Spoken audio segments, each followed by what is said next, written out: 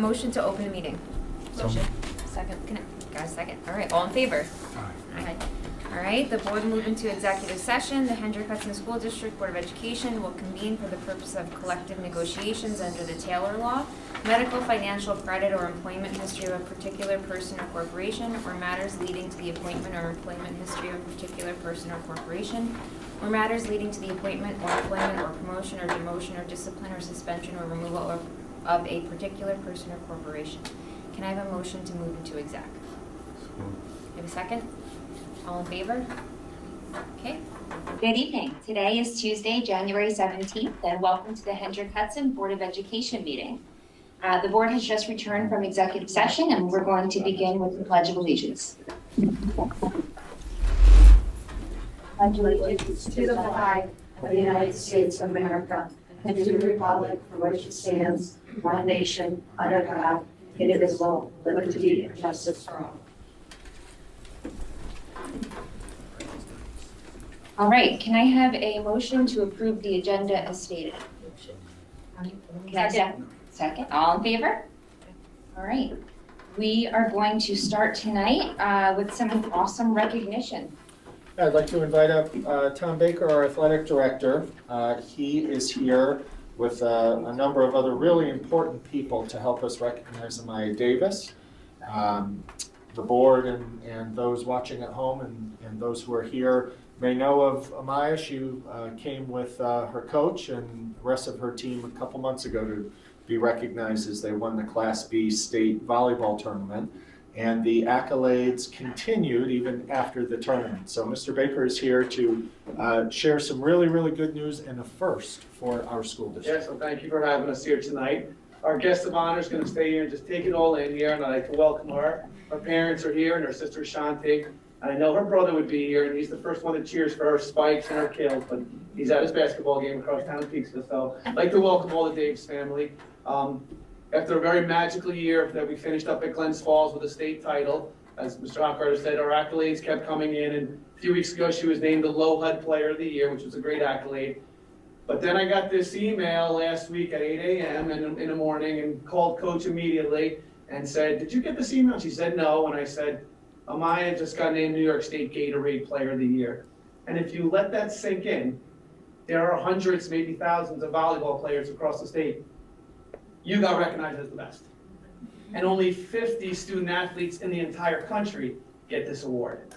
So she is the New York State Gatorade Athlete of the Year, and as Mr. Hochcarter said, it's a first for Hendrick-Hudson. We've had some runner-ups before. We've had finalists for the Wendy's Heisman High School Award years ago, but a New York State Gatorade Player of the Year. And Amya, I couldn't be more proud of you. Your growth as a student leader and ambassador of the sport, and seeing you, and I still remember the day as a young 8th grader testing as an advanced placement process and trying to get through that test, and you made it, you did it, and now looking at you and just seeing you mature and blossom into this wonderful leader and ending and culminating with a state title. You all deserved it, and your leadership and your friends, and some of them are here tonight, and it was just a wonderful accomplishment. So I know Coach is going to say something too, but I just want to congratulate you and welcome you in front of the board as well. But I'll let Coach speak too.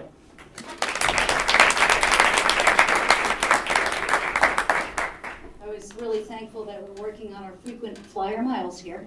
So this is always fun for us, and thanks again for having us. And she's a special girl. For me, it's not just a special award for all of her percentages and her consistency. And as my daughter and I were speaking with Coach Bernalini about what she is as a leader, a team member, a big sister, a younger sister to her sister Shanti. She's like, I'm so proud of her.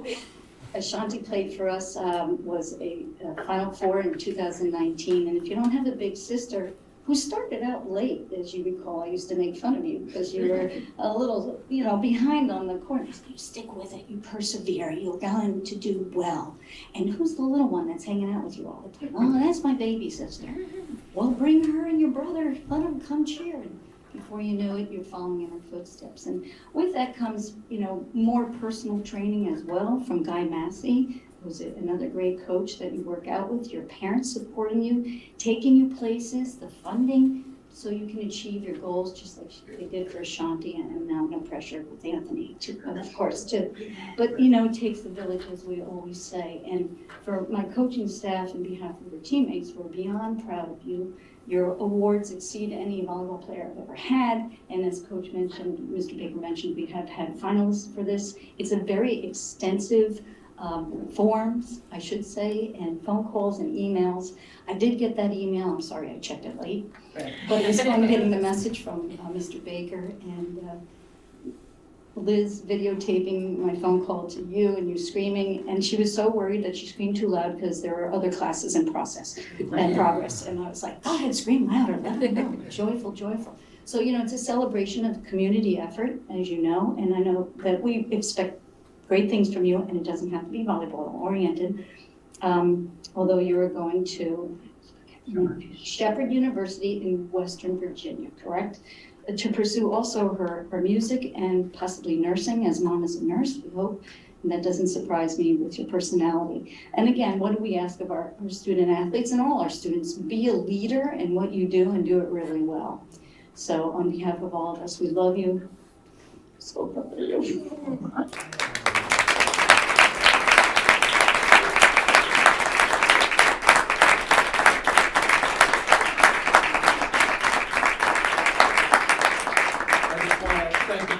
For allowing us to bring Amya here and share our accomplishments with all of you. Like I said, we're proud of you, and it's nice to be here and celebrate the great things. So you got great things coming ahead of you. So congratulations, Amya. Thank you, the Board of Education. Thank you, guys. And Amya, you come back anytime. It's wonderful to hear about what a leader you are and how amazing you are outside of volleyball. That's incredible, because if anybody here has gotten a chance to watch Amya play, there would be no question as to how she achieved this great success. You're absolutely incredible. Thank you for being here tonight. Thank you.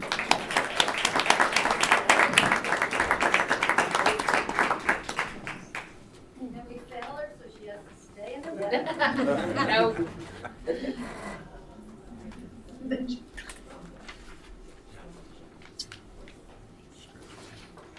All right. So now we're going to move on to our audience comments on non-agenda items. How many, do we have people signed up for one? Okay. So this evening I'm going to read our public comment introduction for everyone in the audience. Because we feel community engagement is important, the Hendrick-Hudson Board of Education welcomes public comment during this portion of the meeting.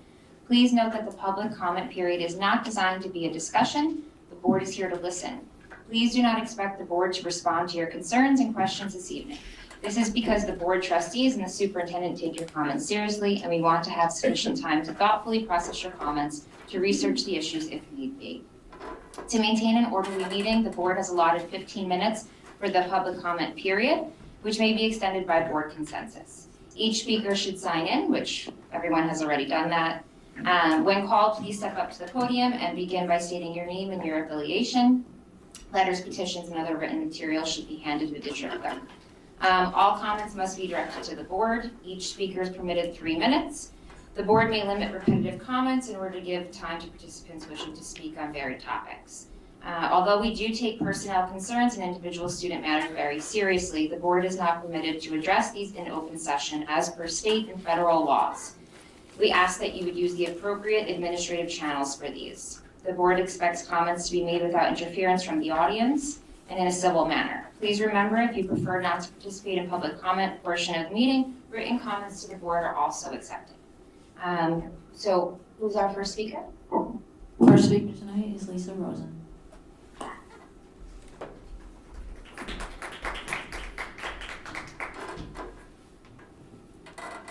Good evening. My name is Elisa Rosen, and I am president of the Hendrick-Hudson Education Association.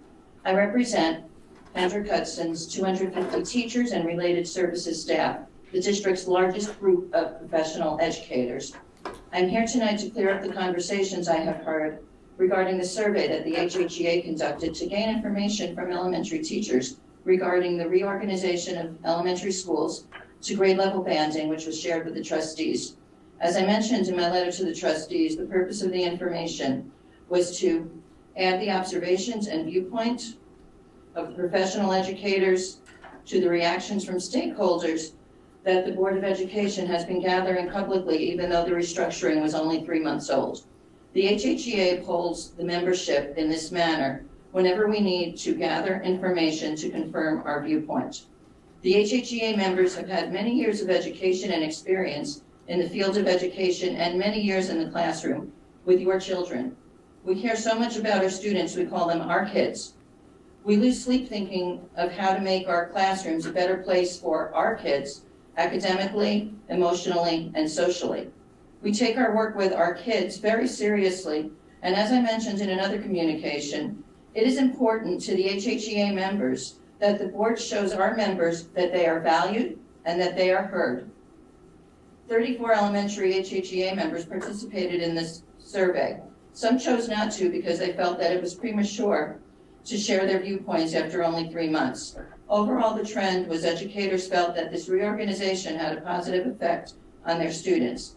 Feedback included, students get to know their peers before middle school, equity, the same amount of students, same workbooks, same experiences, same support staff, the whole grade level staff is able to collaborate together, ease of change of program, a student will not have to move to another building to change programs, support staff is able to focus on the needs of 2 grade levels rather than 6.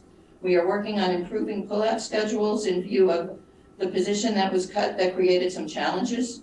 We are continuing to work on scheduling so that teachers can have time to collaborate. We are continuing to work on ways to get all of the students in the grade together.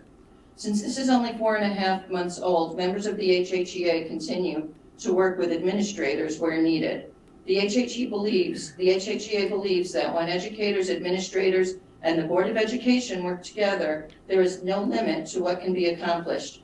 We see many positives each day and look forward to working together to show even more improvements that will benefit our students. For the record, I have shared the questions and the results of the survey with Carmen, our district clerk. Thank you. Thank you, Lisa.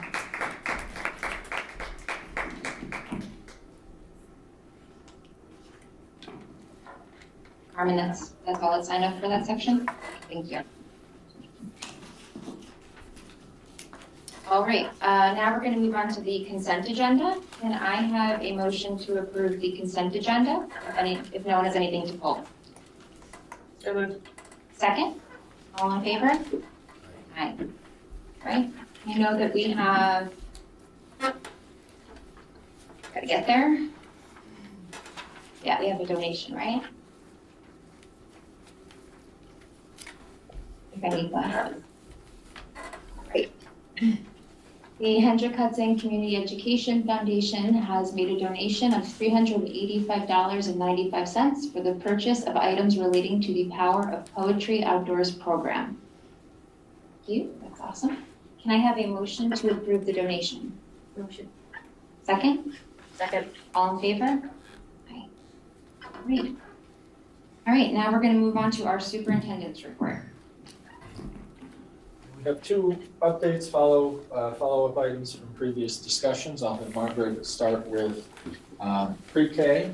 We talked over the last number of meetings, and particularly around this time last year, around PreK funding coming from the state, and it was asked of Margaret to put together a budget of current and actual, and there's a lot of information on this slide that she'll walk everyone through.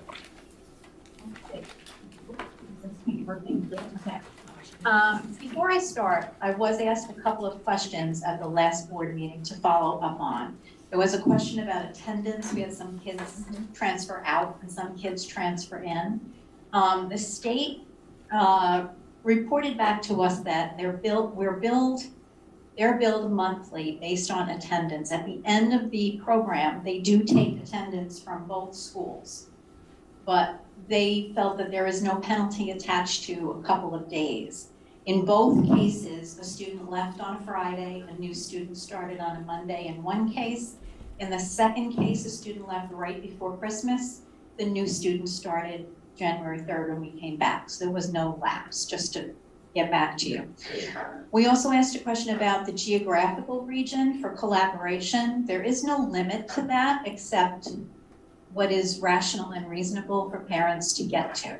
So if and when we put out another RFP for 23-24, anyone who sees that RFP is welcome to respond to it. They then, our responsibility is to make sure they match all of the requirements. So that's an extensive review of what they send us. And then it depends on if a parent is willing to drive to that location.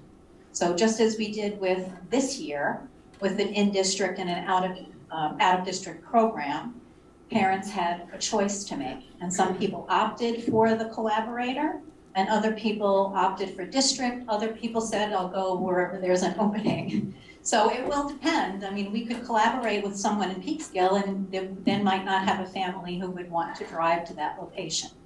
So that's a coming process. And the last thing I want to say before we look at this is we were informed Friday that the state is opening round 2 of what they call an expansion grant. So they have about $11 million on the table.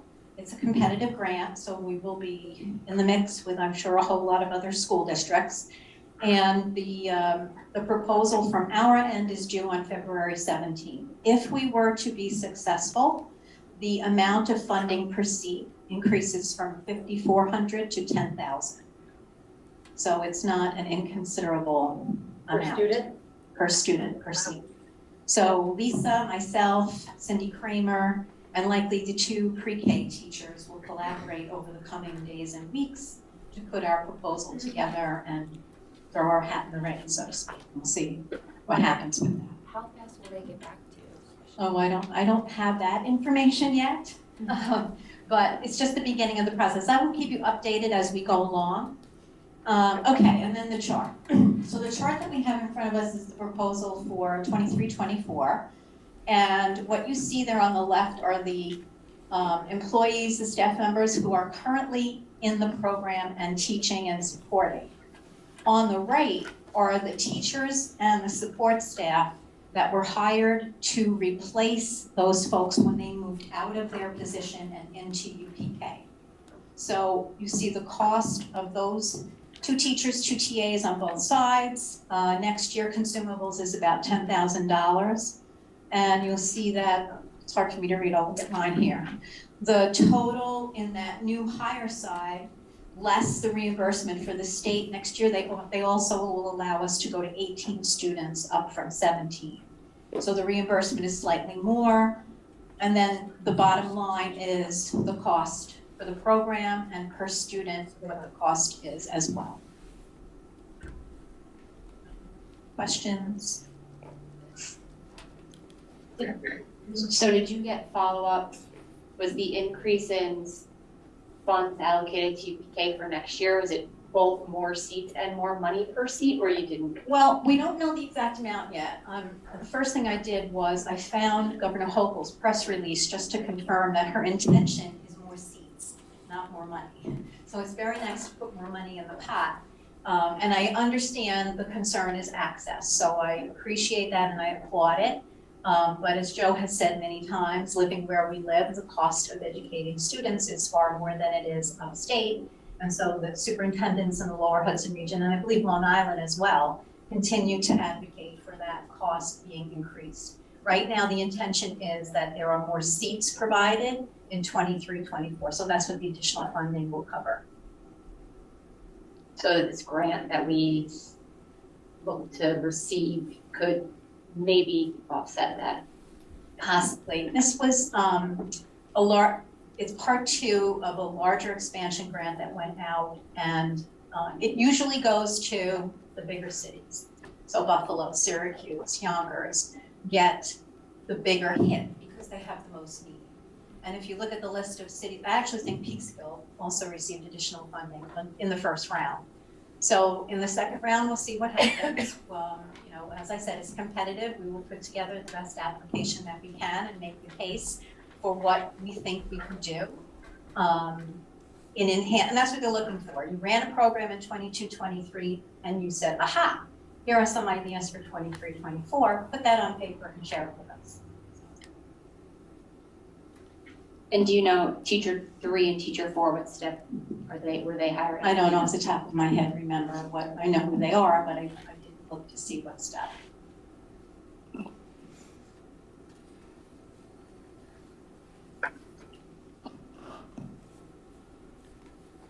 Remind me of our timeline, when do you need us to make a decision by? The parents that are watching would say, right now, please. I'm sure all of you are aware, especially those of you with young children, that people right now are trying to get a spot in a local pre-K. The local pre-Ks are looking to see how many students, if we're not doing it, they will expect more back. If we are doing it, they can prepare themselves for what enrollment might look like. So I would say on average, we're receiving right now probably anywhere from 5 to 6 phone calls or emails a day.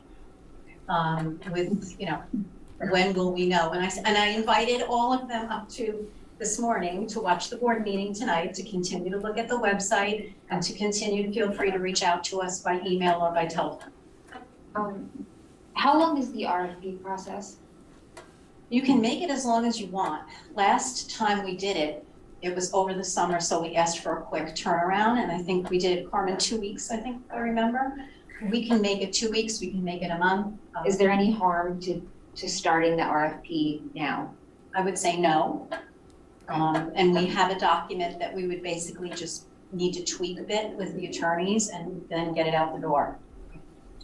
I don't know how the rest of the board feels, so I do think that everyone has to start to kind of weigh in on what direction we're leaning here. I think it's only fair to our community members and the local preschools that we start to formulate direction. So in my opinion, I would start the RFP process, I have a question about regardless. that. Yeah. So, right, can we start the RFP process without formally moving forward? The RFP doesn't guarantee anything. It invites interested parties to show us what their program might look like. So that seems like a next logical step. I agree, Alexis. Is there any way I could see a budget to actual for the pre-K program? Because I think this is more than we originally anticipated for the district cost. Actual costs are here. Right, is that, but where's the budget? Where's the original plan?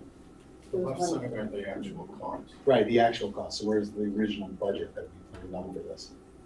Because there was something, I feel like this number that is the district cost is much more than we originally planned. Well, the 60 was, are you talking last year's presentation? Yeah, I think last year's presentation was a budget neutral cost outside of a one-time $60,000 expense. that's right. So this is significantly more than Yeah, we it is. originally anticipated. Right, so that's what I'm looking for. The 60,000, I think, was equipment that we bought, and now we haven't. Right, I mean, Yeah, now and we we have can it. assume we have like a budget versus actual, right? We budgeted for pre-K and these are just our actuals. Well, actually, if you remember, in the last presentation that I made, I was showing 2 step 1 teachers because they never told me that they already had hired the 2 teachers for UPK. So I was showing in my last one, and the difference is about $160,000. I just, I think before we make a decision, we should just know what we're getting into and how much it's actually costing. Because, I mean, obviously, we're getting a lot of benefit from the pre-K, the community's getting benefit from it. We just need to go in with eyes wide open, and I think when we make a budget for this coming year, it should be more accurate. We were way under. So, right? Do you want to? I remember the presentation, your way. So on the left-hand side, these are the staff in the position now rolled over if they continue next year. It's high because they're veteran staff. Those teacher 1 and teacher 2 brought their TAs with them. More veteran staff, the more salary benefits, so on and so forth.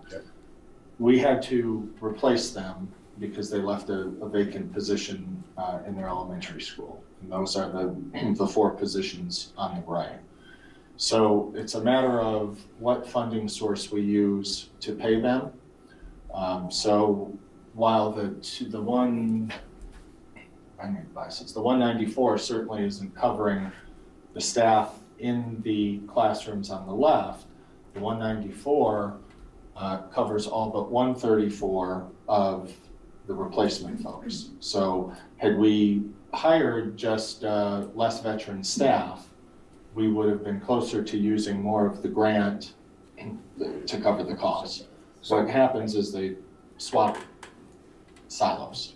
So when So- we talk about the cost, right, Right, we're that's talking the about the net. left. Right, so what is the net cost of Right. what, that's why I'm, this is why when I first saw this, it was a bit confusing to me. Mhm. It was, what's our net cost for pre-K? Yeah, So that's the Pretty cost. the straightforward. anticipated cost on the left is $499,307. Right, and district out of pocket is 230 something, right? Yeah. So that's 230 something more than we No. originally planned. No. No, it's actually, no, Or is that- it netting? we know. Do we know the Hang two? on, wait a second. They used the wrong presentation for this. If we look at what's in front of us, you should not have, what do you have on the bottom of your left side? You should have 305. Yeah, I have 3 of them. But the one on, what does it say on the screen? Oh, yeah, 305. So where did you see? Oh, because I don't have my glasses on. Yeah, that's. And it's really, really small. No, that's. So I'm trying to read it as best I can. It's an eye chart. So 305. You failed the test. 305 on the Okay, left. so 134 on 305, the so right. we're 305 more than we originally anticipated. And I think it's important because, we hear UPK and we think that it's free and that all children should get it. It's not free, right? I mean, we're getting a portion of funding, which is fantastic, but there is an investment from the district and whether we grow it or what have you. And the fact that we don't know how much funding we're gonna get, we really do have to be committed or not to putting funds and allocating it there. I think when we compare to last year's budget too, there's a few points worth noting.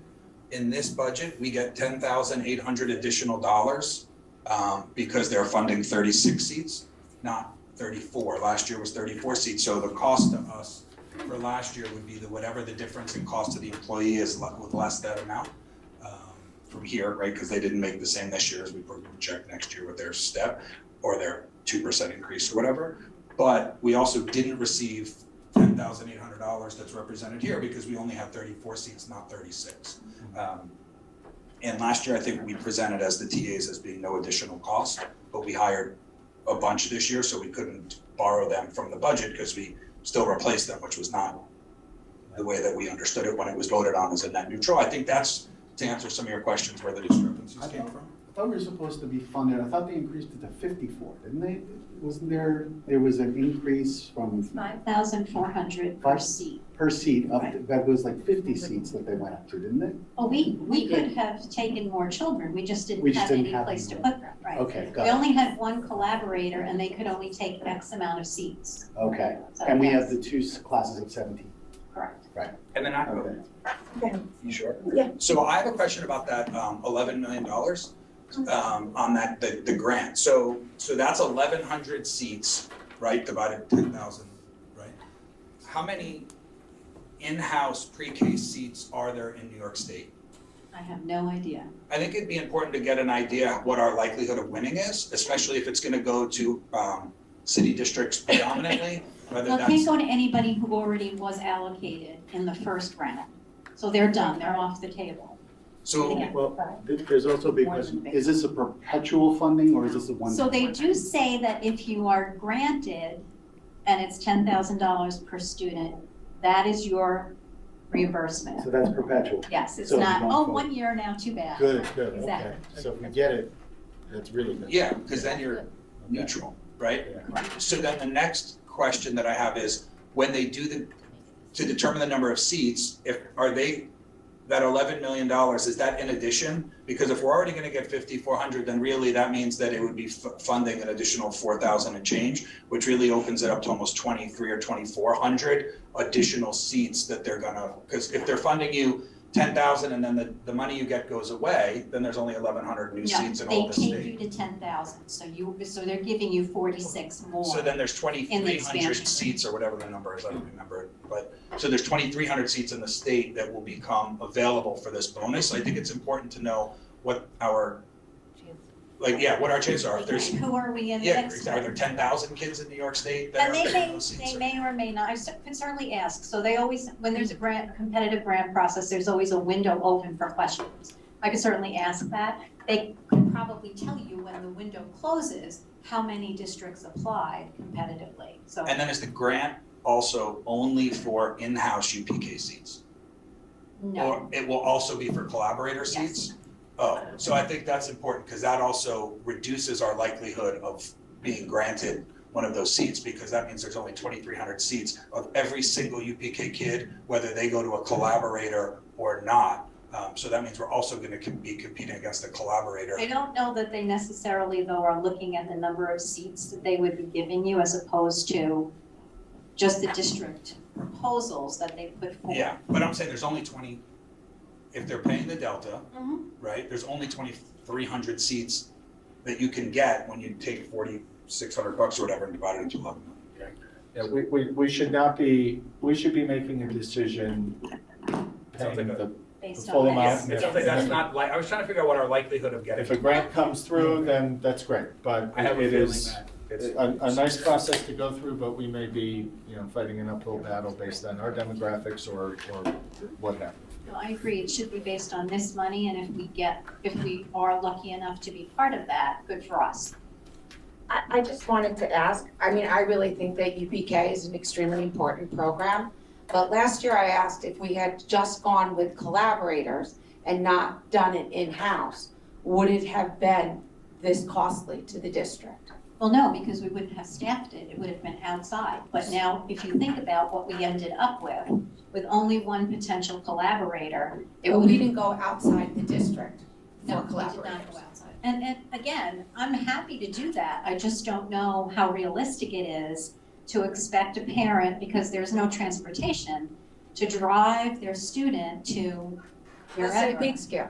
We have houses in We do the have school houses district that are in what Peekskill. we would consider the southern, well, is it southern portion of Peekskill. Remember that Peekskill gets a lot of money, and they were part of round one. So they are probably fully subscribed with their collaborators. Yeah. There's also another daycare opening in Sure. Peekskill. Yeah. So We I can think, try, Stephanie, absolutely. I think the problem that we faced last year was that the requirements for you to be a collaborator by the state are pretty stiff, and they should be. So I do remember when I asked last year, though, I was told that we couldn't go outside of the district. no, you can go outside the district. You can't take students from outside the district. 'Cause I already had a Lakeland parent ask me, and I said, no, you can't do that.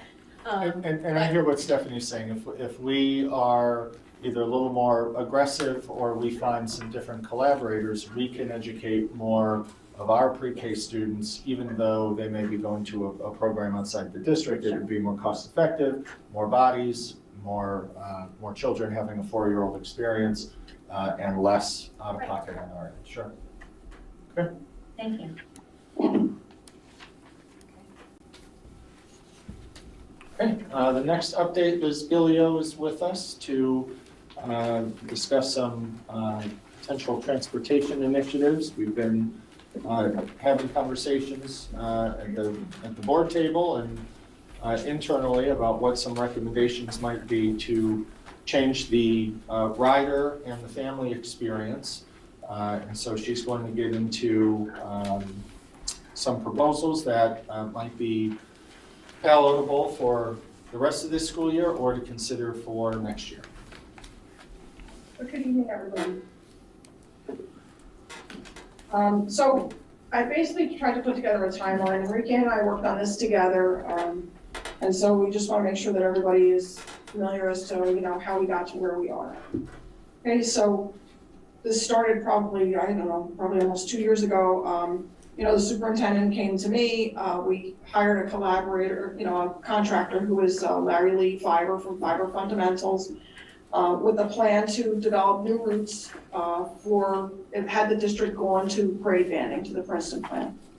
The criteria was that we didn't want to have to change bell times, we didn't want to add any additional buses, and we needed to kind of keep ride times to 40 minutes or less. Right, so after working with the collaborator, rough time through the first time, it was a difficult task to meet. The collaborator did tell us that for the routes to work, that we needed to, it says that we had to eliminate 2 routes. What happened was that because we had low ridership on a few of the buses in the middle school level, one bus had 18 kids, another bus only had 20 kids. I was able to combine those 2 routes, and then that freed up 2 drivers for me to be able to start picking up children at this end of the district to get them to Furnace Woods for the 8:05, 8:20, bell time. All right, we did add some vans to the elementary routes. Those, I've always used vans because we do have some of our special ed kids that in their IEP, they're required to be on vans. I have extra seats in those, that I was able to, add some of our other kids onto those vans. So there was no additional cost for the vans, so that's why it's not, when we went to the financial part of it, you don't see that those are added. When we did the routes, kind of an industry standard is to, the routing program, you set the speed at which you want, you want the bus to travel on, okay? So the industry standard is like 25 miles per hour. By increasing it slightly to 30, which still keeps the bus, moving, at, within the legal limits, it obviously does, reduce the ride times on paper. Okay, and then we also did reduce bus stops. It's easier to stop at one stop and pick up 10 kids than to stop 5 times and pick up 2 kids at each stop, because each stop takes time.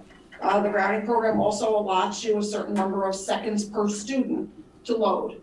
So the less times we have to stop, then that's, reduces also the amount of minutes that the ride takes. Okay, so as we go on, yes, we know that there was overcrowding on middle school routes. So what I've done is that I've done some revisions this year with middle school routes, and some of them, we finished up, actually some of the kids started today going back to a bus that I had moved kids off of one bus, put them on another bus, and that didn't work. What happens in this district is that I have some buses, which are conventional buses, which are 66 passenger, and then I have my pushers, which are 72 passengers. So moving kids around isn't always so easy unless I'm moving them from the same size bus, right? So any buses that had more than 60 kids on it for the middle school, I did try to revise those where possible and bring those numbers down into the 50s. And yes, I understand, middle school kids are bigger, it's not like putting elementary kids on, their backpacks are bigger, they're carrying instruments, they're carrying sports equipment. I will remind everybody that they're not supposed to, but they do, all right? Clearly it says in all the district policies about, you can carry a flute, you can carry a violin, anything bigger than that, you need to get transported by your parent to school, and, the big baseball bags, lacrosse bags, things like that, are not supposed to be on buses either. All right, so by not doing those things, it really would make more space on the bus too. And I understand it's an inconvenience for parents, but, we have lockers in school and, we need to start to, pack our stuff in there. Okay, we're continuing to hire staff, but I will tell you, people are kicking the doors in for jobs. And when they come to me, they're not certified to drive, so now I have to get them trained, which you guys approved at the last board meeting to collaborate with Carmel schools, because we also have, things put in front of us by the federal motor carriers, which we are governed by, and they all have to go through what's called now entry-level driver training, which is 30 hours of classroom instruction, as well as the number of hours that they have to do behind the wheel learning to drive. So I'm a Class C driver. I can't train big bus drivers. My head driver moved on to Eastchester Schools, where she's a supervisor there now. So right now, we don't have anybody in-house that is qualified to train our big bus drivers. So, we're working on it, right? So the student ridership experience at the elementary schools, what we've done is we've hired additional sub-chauffeurs, which the anticipation was that those staff would be able to ride on the elementary buses. But I am, dealing with staff shortages in my van drivers as well. I have people that are out on medical, I have people that retired, I have positions that we weren't able to fill. And so those subs that I hired, who also aren't licensed yet, have been riding vans where it's required as part of a student's IEP to have a monitor on board or a, co-chauffeur. So I'm, as much as I would like to put them on big buses that we were having issues with, I just don't have them. Okay, we're continuing to advertise for drivers. The shortage in drivers is not just a Hen HUD problem, it is a national school bus driver shortage. Okay, so the state is now allowing school districts to take on the responsibility, once you get certified, to be a third-party testing location. So, you can go to different places in New York State and take your drivers and have them tested by another transportation supervisor. That is not something that I would like to do here, and it's a lot of liability for us, so I would not want to do that. But everybody's trying to work through this shortage. There's really no easy way to solve that problem. Okay, for next year, we want to hire at least, one additional spare driver to have. So we have, we used to have a guy that was a floater. So if somebody was out sick for a long period of time, we'd say, okay, George, you're gonna cover for, bus 74 for, the next 3 weeks because he's out, he had hernia surgery, and then George would, instead of working whatever, he would come and work days and cover that guy's shift. We don't have that anymore. That was one of the positions that was eliminated years ago, but we're, our hope is to, get that position back in the next budget cycle. Okay. The other thing that we haven't done, and what I don't know, probably everybody hasn't recognized, is that the last kids that actually got a real kindergarten orientation are our third graders this year. Because of COVID, we have not done kindergarten orientation. So they didn't have the get on the bus, let's go for a ride, let's come back and have ice. They didn't do that. And everything's been virtual and no one has had a real kindergarten orientation. I started a couple years ago doing bus safety day, going into the schools, bringing the whole class, the whole grade level out. It was, September, so we were all out on the sidewalk and everybody, we talked about, no bullying and, using your inside voice on the bus, how to evacuate the bus in an emergency, how to use the two-way radio, how to use the seatbelt on the bus. And when COVID happened, we couldn't do it we didn't do it that year. And then the following year, we didn't do it again. So what I've done now is I did contact all the building principals. And so the 23rd of January, I started Frank G. Lindsay School, or actually I started BV School. And the second and third graders there will get, bus safety day. I'm gonna go in, we'll do an inside presentation at first, and then everybody's gonna have their jackets with them. We're gonna go out to the bus. We're gonna talk about what happens on the bus, how to evacuate the bus, how to use a seatbelt, and how to use the two-way radio. We do bus safety drills, 3 times a year with the students. That's required by SED law, but we need to make sure that everybody knows what their responsibilities are. So I did, the other principals did schedule with me, so between now and the beginning of February, all of the elementary schools will be covered. We're finding now also that behaviorally, the 4th and 5th graders are doing much better. We haven't had, as many bus conduct reports. We haven't had kids getting suspended from the bus. But, so those things, everybody's getting into the groove, but it's still, a work in progress. The K1 kids are also doing better. For them, it's inexperience. They've never ridden on a bus before. Last year, even when school started, the kids that were first graders now were kindergartners. A lot of their parents drove them. And we still have parents that drive now. And, so some parents don't want to, open up their kids to the possibility of, getting sick. And I get that. But, it's the inexperience and the not knowing that was what was causing problems at the beginning of the year. So how do we fix this? So, ideally, we would put monitors on, we would hire 17 monitors. With the way that the CSEA contract is written, those monitors need to have their license, they need to be drivers. So that's a whole negotiation process that has to be done with CSEA. The cost to do that, to get us through to the end of this school year, should we do it, is about $97,700. And that's assuming that, my step one is, $28.74 an hour times 17 times 2 hours a day times 100 days. okay? Long-term solution would be to purchase 4 additional buses. And I say long-term because right now the wait time for new equipment is, you know, between 6 and 8 months. So when we do our budget, you know, even our salespeople, our bus people are asking us now, you know, like send a letter of intent saying that you want buses because I'm still waiting for the vans that we ordered in July 1st and we haven't received them yet and they don't know when we're gonna get them. You know, our 2 new big buses we got, and we got them right before the Christmas break.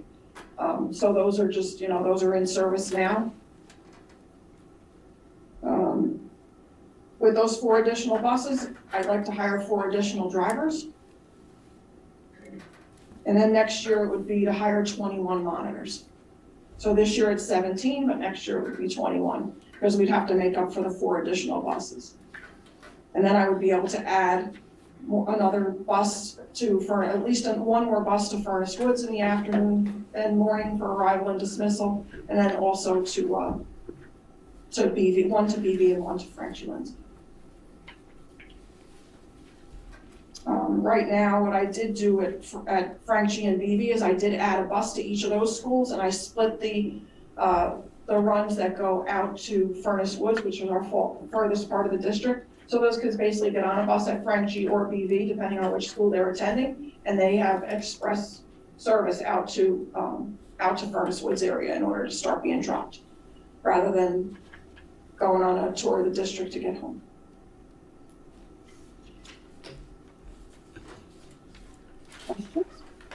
I have one just to clarify. So the cost of purchasing buses would be done through a bond, but the salaries for employees would be through the general fund, correct? Okay, thanks. But they would work as custodian for the custodian. They would be custodian drivers, so they would drive, but they would also come into a building and work as well. I have a question. Just going back over, I don't know why I wrote this down. Is that role that you were talking about with the training, is that what you call a lead driver? A head driver. A head driver. Got it. And then my other question is, this is all these numbers are under the assumption that we would actually find 21 monitors. And right now we've found a few, but we can't use them because we need them in other roles. So the likelihood of finding... So they're working as monitors, but not on big buses. Right, that's right. Mm-hmm. So the likelihood of finding 21 of these people is not great. I ran ads and everything else, and I got 5. And out of 5, 3 of them work. 2 of them, I can't even get them in the building. Okay, and then one other question, and I don't know if this is, and if this is not something that can be discussed here, you just tell me. But if we have a bus that's filled with K-1 students, and something happens to the driver, what happens? Who's calling for help? Well, that's where your bus driver training goes in, and you would train and that's part of the bus drill. So we teach the children how to use the radio. Well, all it is too is, you know, the first person that calls, it says, my kid didn't get home yet, and I call on the radio and that driver doesn't answer. I can pull up, I have GPS, I can look and see. And that's part of that whole thing with the cameras from bus patrol is I can see where they are. Mm-hmm. I can see their bus. So, you know, I know where they are. I know where to find them. All right, that's it for me. So one question, would it be easier to get monitors if we didn't have that driver requirement from the CSEA? In other words, if they made a concession that... Nobody wants to work, Corey. So it's just that nobody wants to work. It really is. And it's a sad fact. It really is a sad fact. And it's not how much we pay, it's just nobody. No, because we pay very well. We pay very well considering what other districts pay. You know, Croton has people that just work as monitors or they just work as attendants on the bus. Mm-hmm. And they make $18 an hour. We start our people at $28 an hour. So. But they can't work just as a monitor though. They can't, they need to get their license. Right, and what I'm saying is if they drop the requirement to get the license and we could just have them work as a monitor, would we get better response for monitors? I don't know. Okay, Is that a negotiation topic with the CSEA? Like, could you We've ask already them? negotiated their contract, so we're gonna have to be a whole other separate side Oh, sorry, agreement. okay, sorry. Yeah. I get that. Good. Yeah, sorry. So do you still have vacancies? How many vacancies do you currently have? Right now, we have 4 custodial vacancies. And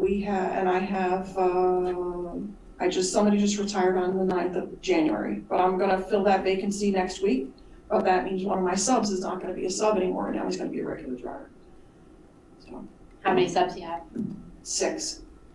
And that's the thing, I could hire a lot of subs, because I'm only paying them when they work. So, That was sort of the intent with the added, correct. but now you have them working full-time, They're working, whenever I need them, they're working, yes. but they're not working under the guidance of what we had originally thought. So they're actually fulfilling IEPs is what you're saying. So they're not working as bus monitors. They're Well, monitor first using IEP. Not on big buses, correct. So when you say hire 17 monitors this year and 21 next year, how do you envision that? Is it a bus monitor on every bus K through 5? Is that what you feel is necessary when you've reached out to other districts? Other districts don't have monitors. PreK still has monitors because they have a contractor, so that's why they have monitors. Okay. Croton has a bus monitor on a couple of their big buses that they transport special ed students on, for an inclusion thing. But a lot of districts don't have monitors. Other Princeton planned schools, do they have monitors? Do you know Peekskill, Princeton, Well, Peekskill does, Terrytown does, yeah, on all their buses, K through 5, or just on the younger buses? on all. On all. But Terrytown's also always had monitors, whether they were Princeton plan or not, they always had monitors even before. And Peekskill's always had monitors because they're a contractor. And that's just, that's what that community felt most comfortable with. Right, Austin also has a bus monitor. And he's a contractor also. Yeah. So that was the deal they made with their contract. Yeah. York County, No, they don't. they don't. Not on all of them, no. She has them on a few. I don't know this. I should know this, maybe I shouldn't, I don't know. Do we have a board policy that sets capacity limits on buses? And No, we do not. We do not? No, the capacity limit is what's allowed by law and what the seating capacity is on the vehicle. Traditionally, we've, with middle school and high school kids, we usually route between 50 and 55 kids on each bus.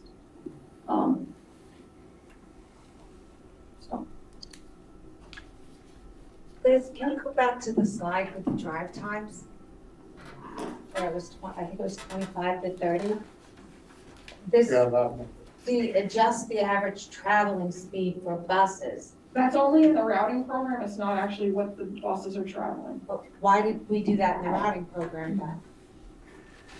To see if it would make a difference as far as the to see if it would make a difference, if a ride if it would lessen the ride time. Well, increasing the speed is definitely going to lessen the length of your ride. I'm just saying, is this what we're not driving 30 miles? No, we're not. So then And why? sometimes we're not even doing 25 miles an hour. Because we're Laurel Hill, obviously, because that's where you live, you don't drive 25 miles an hour on Laurel Hill with a bus. You're probably doing 20, maybe you're doing 18, maybe even 15. But is this what we use to tell parents how long their children would be on the buses? Because we definitely, I've driven by buses, thank God they don't go 30 miles per hour. But It's just the mechanism to set up the routing program itself. But parents were very concerned about how long their children would be on the buses. Mhm. And when it came out, people wanted it for a very long time, they were told how long their children would be on the buses.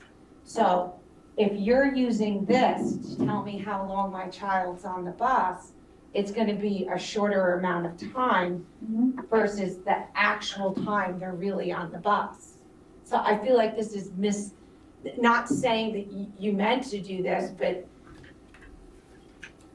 why did we do this? Because this is misleading to parents. Well, I'm wondering if this is why we had so many issues in the beginning. Did we ever, when the buses weren't showing up when they were supposed to, is that tied to this at all? In the beginning of the school year?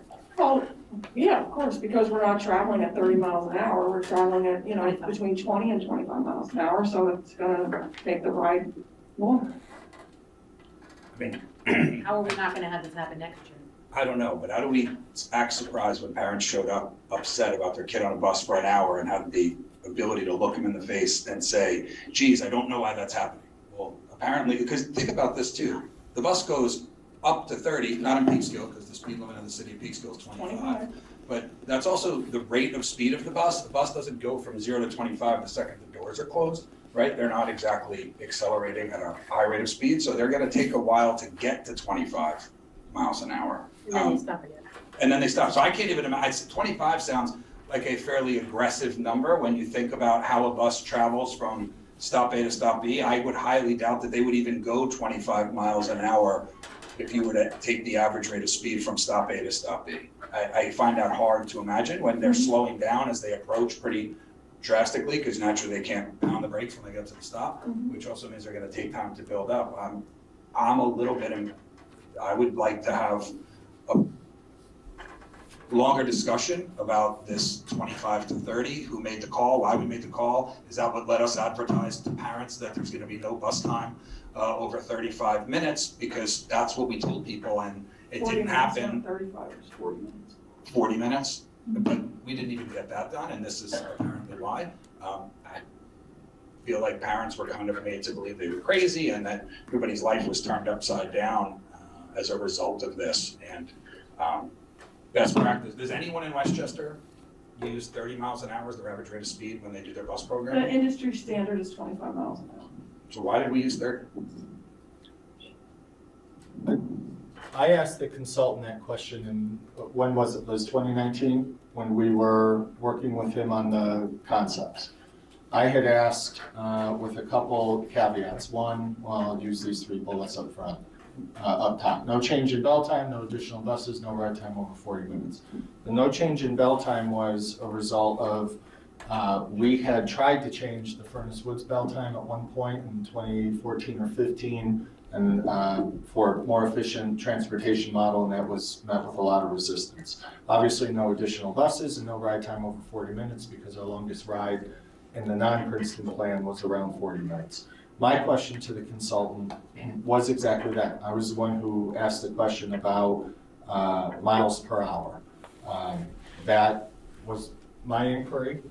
That was not a directive, and we did not build a transportation routing system on 30 miles an hour. It's built on 25.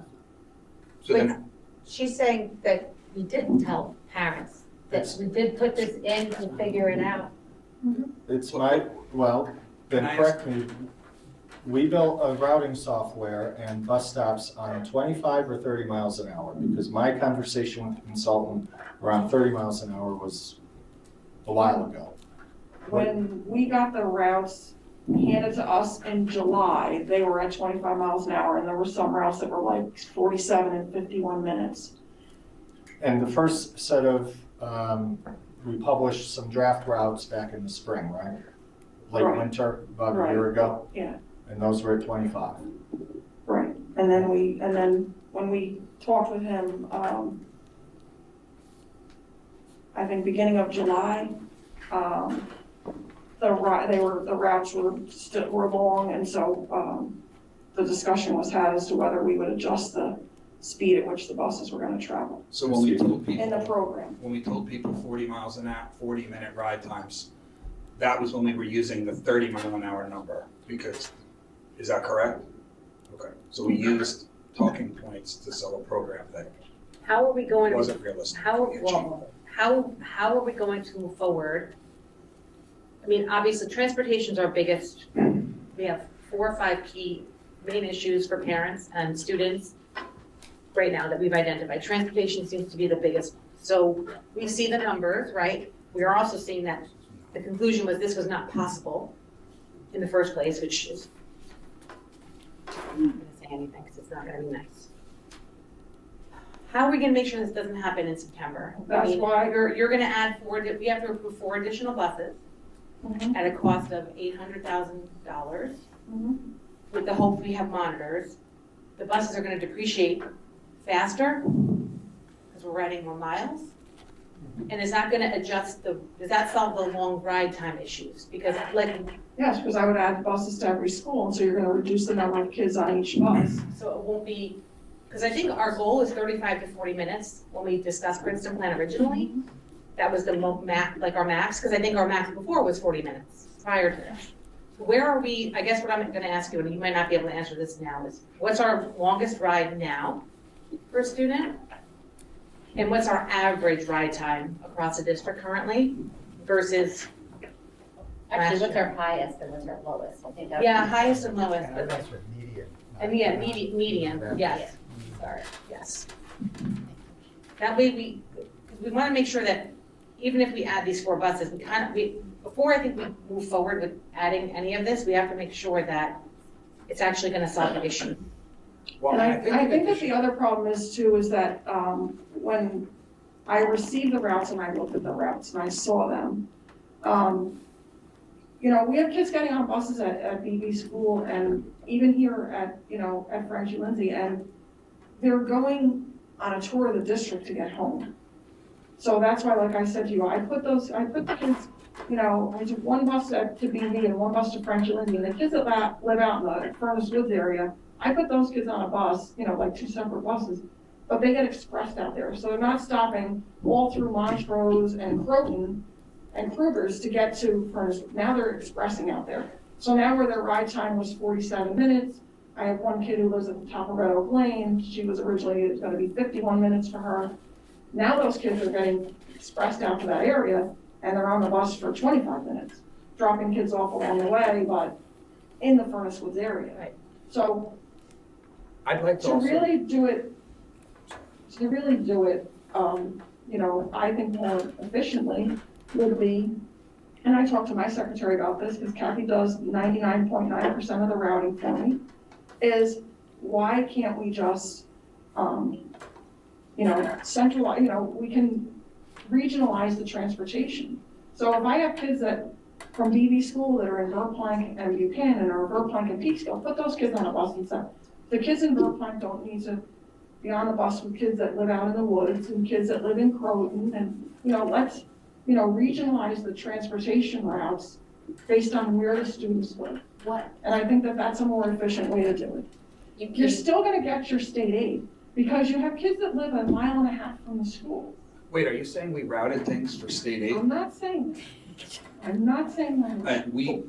I would like to know that answer very directly, and you can do an update at the next meeting, because I want to make certain that's not the case. The kids are not cattle, they're not a commodity, and I want to make sure that the routes are not built. That was never. It's distance from school, not distance traveled anyway, right? I think we cleared that up. And that was never a discussion. That was, you know, that was one of, you know, and Joe can agree with this, that was one of the things that, you know, that the consultant had said was, you know, oh, you're gonna have these kids on the bus, you know, the kids are gonna, and you're gonna get, for every kid that's more than 1.5 miles away, you know, that's more aid for the district. The district gets aid. No matter what, the kids that live more than 1.5 miles from school, you get aid on them anyway, whether they're on the bus for 15 minutes or on the bus for.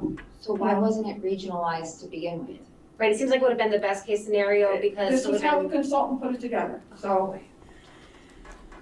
So, Because if it's gonna be fewer miles and less turnover, all of these. but you need more buses for that. So it was to not buy the more buses because they needed to be right. So I have. Correct. My question, and I don't know if you have it now, ride time is one piece, but the other time is the time out of the house, right? So I'd be curious, what time is the earliest pickup for a kid, and that kid, like the longest period of time someone's out of the house? Kids getting picked up at 8 a.m. and dropped off at 3:50, right? That's a really long day for a kindergartner. I have Furnace Woods kids get up, that picked up, the earliest pickup is 7:35, and then they get dropped at school at 8:10. But drop off at home. they get picked up at 7:35, so they're at the bus stop at 7:30. And Liz, I'm not asking for it now, but on our, maybe a follow-up for next Well, meeting. I know what my guys do. So 7:35, and then in the afternoon, that same kid that gets on at 7:35 is getting off the bus at 3:05. Gets, So he 7.5 starts at hours. 2:35 and gets off the bus at 3:05. So that's, right, yeah, it's 7.5 hours. Mhm. And then how about for the younger kids, the BV and the Frank G kids? What would be the earliest pickup with the new model and the latest drop-off for that same kid, student, child? That one I have to look at. I know my Furnace Woods kids easier than I know my. I'd be curious. If it's 8 hours, I think that, it could still be a 40-minute bus ride, but if we pick them up at 8 a.m. and don't drop them off until 10 to 4. We definitely don't pick them up at 8 a.m. because I haven't dropped at Furnace Woods yet. So I don't start any BV Frank G kids don't get picked up before 8:20. Okay, yeah, so when we talk ride time, I'd also like just time out of the house as well. And then, can I ask some questions yet, or is anybody else not yet finished? I think everybody has questions. I'm done. Okay. Yeah. You're good. I'm listening. 800,000 additional expense to fix the busing. We're at $325,000 more now as well, right? So the existing busing cost us roughly $325,000 more. So that makes busing related to this grade banding model, instead of the $0 expense we talked about, a $1.1 million expense to the district above what we had when we were previously busing the kids. Because if we're spending $327 today, we're gonna spend $803 or $325 today, $803 more, right? So we're talking $1.13 million additional expense to bus. Well, that, can I just add that that's for 1 year, because these are gonna be depreciated over a period of time, so that No, this is just, this will be every year you're gonna need to do this? Per year.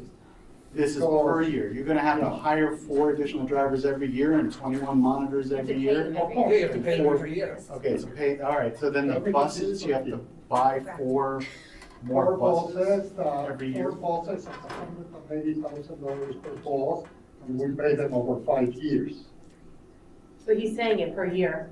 So you're gonna have to buy 4 additional buses every It's year? 4 buses times 200 Wow. grand is what, Okay. you know what I mean? I just wanna make sure that Not every this is year. not a one-time These cost. 4 buses, These 4 I buses are, depreciate them over 5 years. right, So if you multiply 4 times 180. that's my point, so 4/5, right? So you're gonna be depreciating those buses, you're not buying 4 additional buses every year, so let's take. No, but, so what he's saying is you're gonna buy 4 buses. 193 is not the price of 4 buses. That's the price of That's one the bus. price, a little more than one You're saying bus. 193 per year over the 5 years, so you're saying $1 million for the 4 buses? And then you go to 200 times 5, right? So I think, right, if I understand the math right, I think it's 180 Okay. times 4, right? Because there's 4 buses at 180,000. And then depreciating that number over 5 years. So So- every 5 years, we so- need to buy those. So 180 times buses. 4 divided by 5, and then you would have to repeat, because after 5 years, that bus goes away. Oh, because you have residual value. I'm forgetting the residual value. 0 residual value? Okay, I think so we if it's sell it- 193, I think we sell it for, when we're lucky, for what, 3,000? so you're paying $1 million for 4 buses. That's 250,000 a bus. No, right? No, 180. no, 180 times 4 buses is $720,000, right? Okay, Divided by 5. And then divide that by 5 years, and it's $144,000. right, the math isn't working out for me. Yeah, no, it should be 144, not 193 a year, right? If it's 180, If you're saying it's 0 residual value, you multiply 193 times 5, which is just under $1 million, right? I have. And we're buying 4 buses, so that would be just on, like around 240, is what you're saying per bus. That number's not right. So let me redo the math real fast here. Yeah. $180,000 per bus times 4 buses, right? Okay. 180 times 4, 720,000. Divided by 5. If we depreciate that, it's 144 a year, so that 703 becomes 753. So it'd be 753. 803 becomes Plus, 753. plus the cost, plus the cost of maintenance and everything. Ah, so that's factored into that as well? Okay, so you're adding maintenance, okay. Yeah. So it's $1.1 million for grade banded busing. Okay. I have one last question. I didn't realize the buses were GPS enabled like that. I know other districts use an app to let parents know where their bus is on the route. Have we looked into that as a possible solution for parents?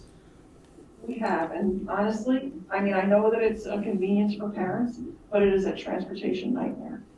And all of my constituents who I've spoken to about it that have had it, absolutely don't recommend.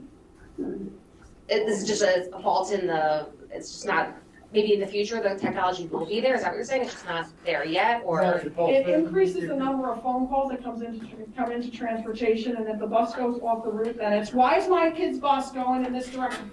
Why is my son's bus going across the Bear Mountain Bridge? Well, because your son isn't on that bus. Your son's bus is going on a trip, and your son's on a sub bus. Oh, okay. And now they don't have that sub bus, you know. It seems, correct me if I'm wrong, Elizabeth, it parameters seems in to be really good for very large districts who might sub out their driver, they're contracting the buses to others. If somebody calls and says, where's my kid's bus? I pick up the radio and say, 9-6, what's your location? Okay. And he says, oh, I'm at such and such, Green Lawn Row, you know. Okay, I'm glad that you looked into it. I just didn't know if that was an option. Thank you. I've looked into it a few times because it has come up at other meetings, you know, like even prior to, you know, to you guys being on the board and everything. And it's been something we've talked about for probably the past 10 years. Jen, how many elementary school buses do we have in the morning and the afternoon? 13 in the morning and 15 in the afternoon.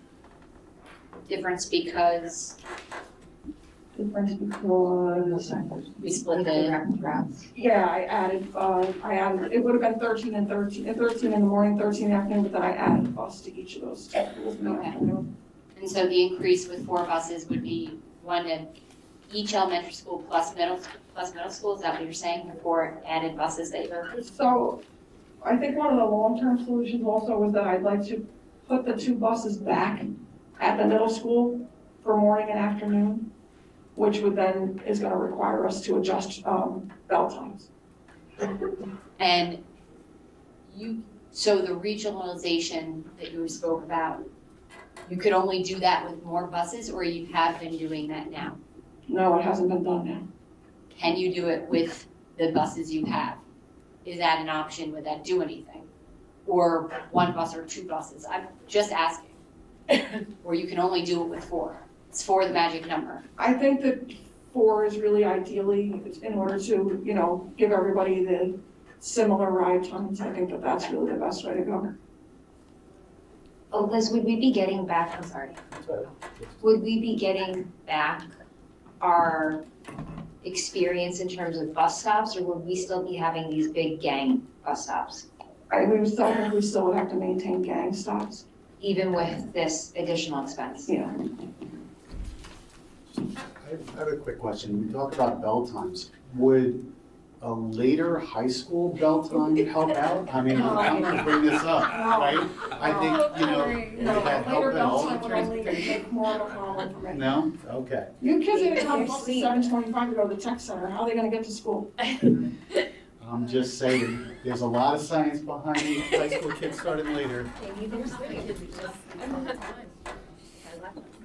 There are 2 big enrollment swings we're expecting next year. Furnace Woods will be down 50 kids and BV will be up 30. If we look at today's numbers, does that mean anything for you, or that's not a big enough shift to? You know, it doesn't, Joe, only because I would have to see, like, where are we losing those 50 kids from?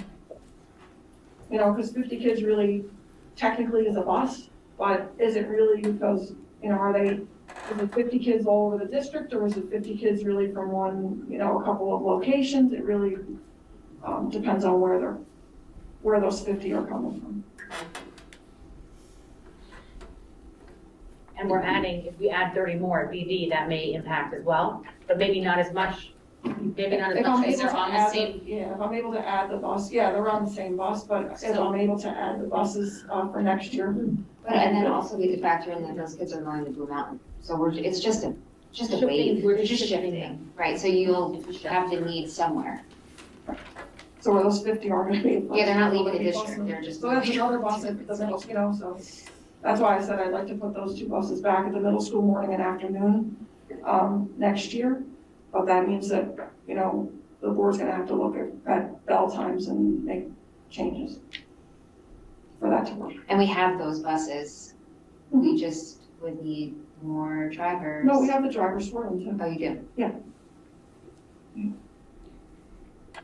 For those particular buses, but in order to be able to, I need to hire drivers. Which school do you need moved? Blue Mountain? Well, right now, that was one of the things with the consultant was like, I can come into the middle school now and start dropping kids at 7:30. We used to come into the middle school and sit until Yeah, because they 7:45. don't have coverage until 7:45, right? In the building? Yeah. But she was able to get, I think that the principal was able to get, some of the aides that come in earlier, and get an extra 15 minutes every day to come in, and so that there's supervision in the building. I'm sure there's a cost attached to that as well, I'm sure. Have we even, do we know that? I think they're No. leaving 15 minutes earlier in the afternoon. They leave, They it's leave the- earlier, okay. Yeah. Liz, I don't even know if you know this, is okay, you don't. Is there more parents driving this year and picking up? Well, it's hard to tell because with COVID, everybody drove. Because I know that we have parents that have kids at the UPK program, they're like, I'm gonna drive kids, I might as well drive my kids to Frankie Lindsay anyways, so we do have those parents that are doing that. I don't think that we have, a huge amount of parents that are driving. I'm just thinking if the parents that were driving decided now to take the bus. They're still routed for a bus. Okay. Every student who's Liz registered did is the routed. numbers for us. Remember you do your clicking and you showed us how many kids were the ridership compared to last year. It wasn't significant from what I remember. Yeah. I think, Yes, I remember. right? Yeah. We did that in November, December, something. Any other questions for Liz or Enrique?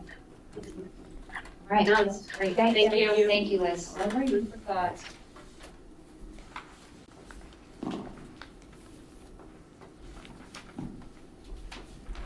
Right. That's a lot.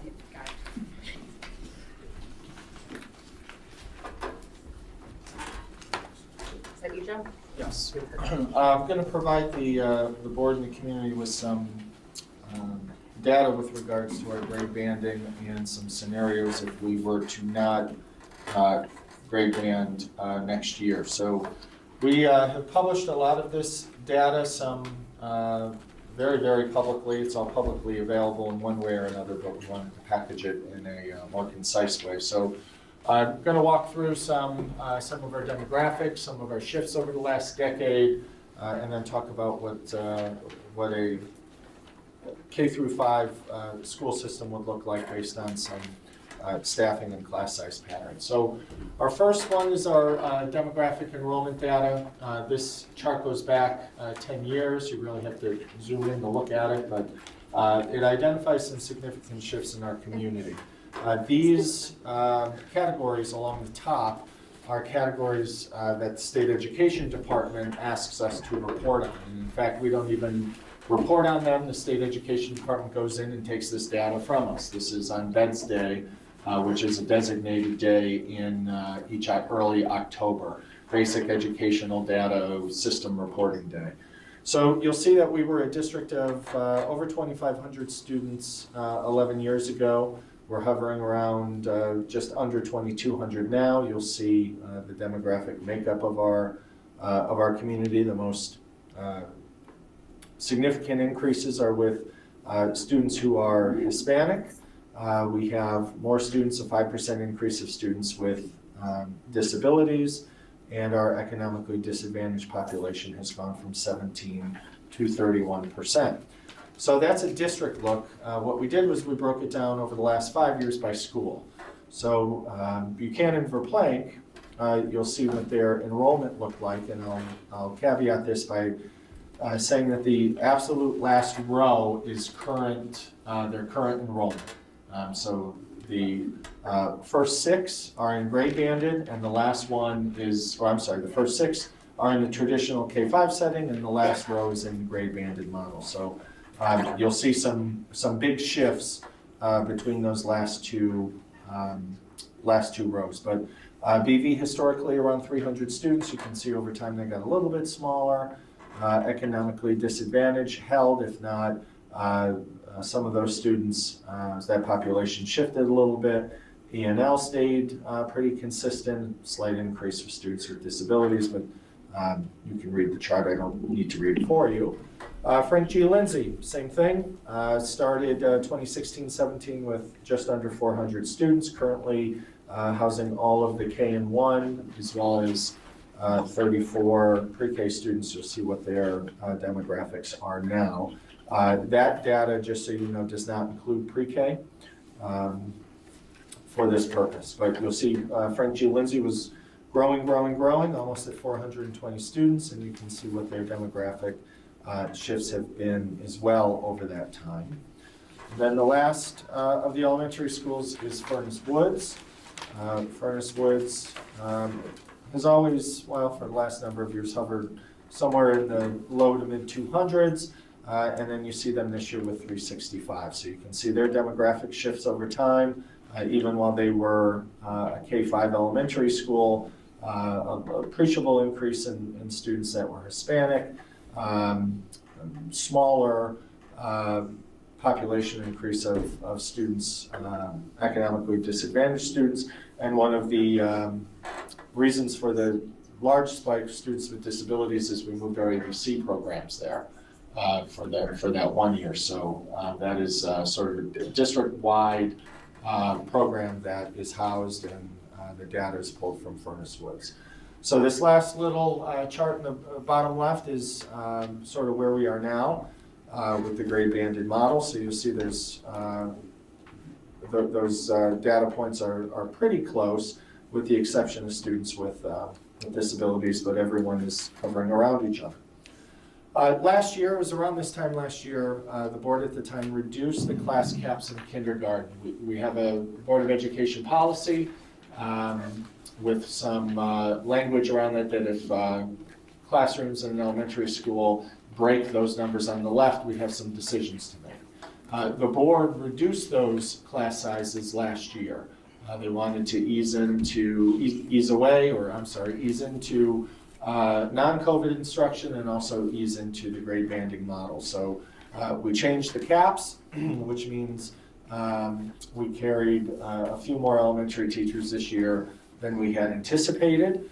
And the K-5 staffing overview shows you what that is. So in our current policy, which was the lower class size, we currently have 46 K through 5 teachers, and you see the average class size in those schools. The range in those average class sizes are around 2 to 3 students.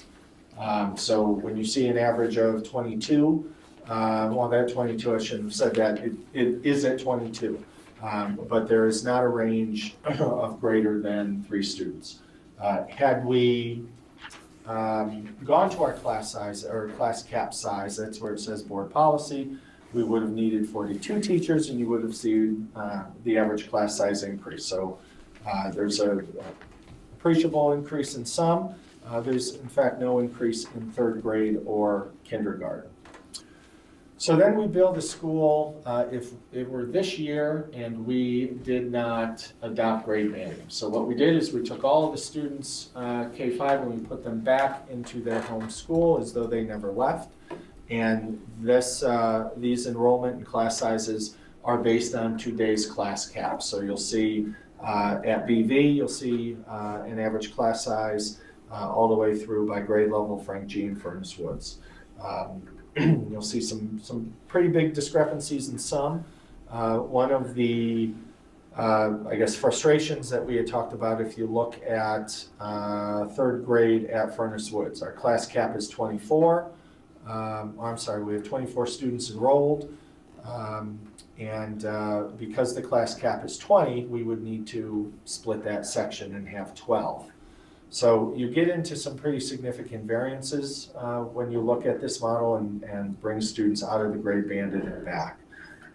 There was a question about the process if we didn't grade band or if we went back to K-5 and then redistricted. What you'll see is some, keep looking at this slide, some pretty significant enrollment variances. So DV would have 282, Frank G 422, and Furnace Woods, the smallest, at 231. What redistricting often does is it moves students from one neighborhood school to another one, but it moves them by families, it doesn't move them by grade levels. So while redistricting can achieve a balance of total enrollment, it may not achieve desired results in terms of trying to smooth out big variances in class sizes. So the biggest variance in class size here is a difference of 7 kids in 3rd grade. Somehow we would need to redistrict in a way that would move some 3rd graders from Frank G to Furnace Woods if we want to try to smooth that out. The other big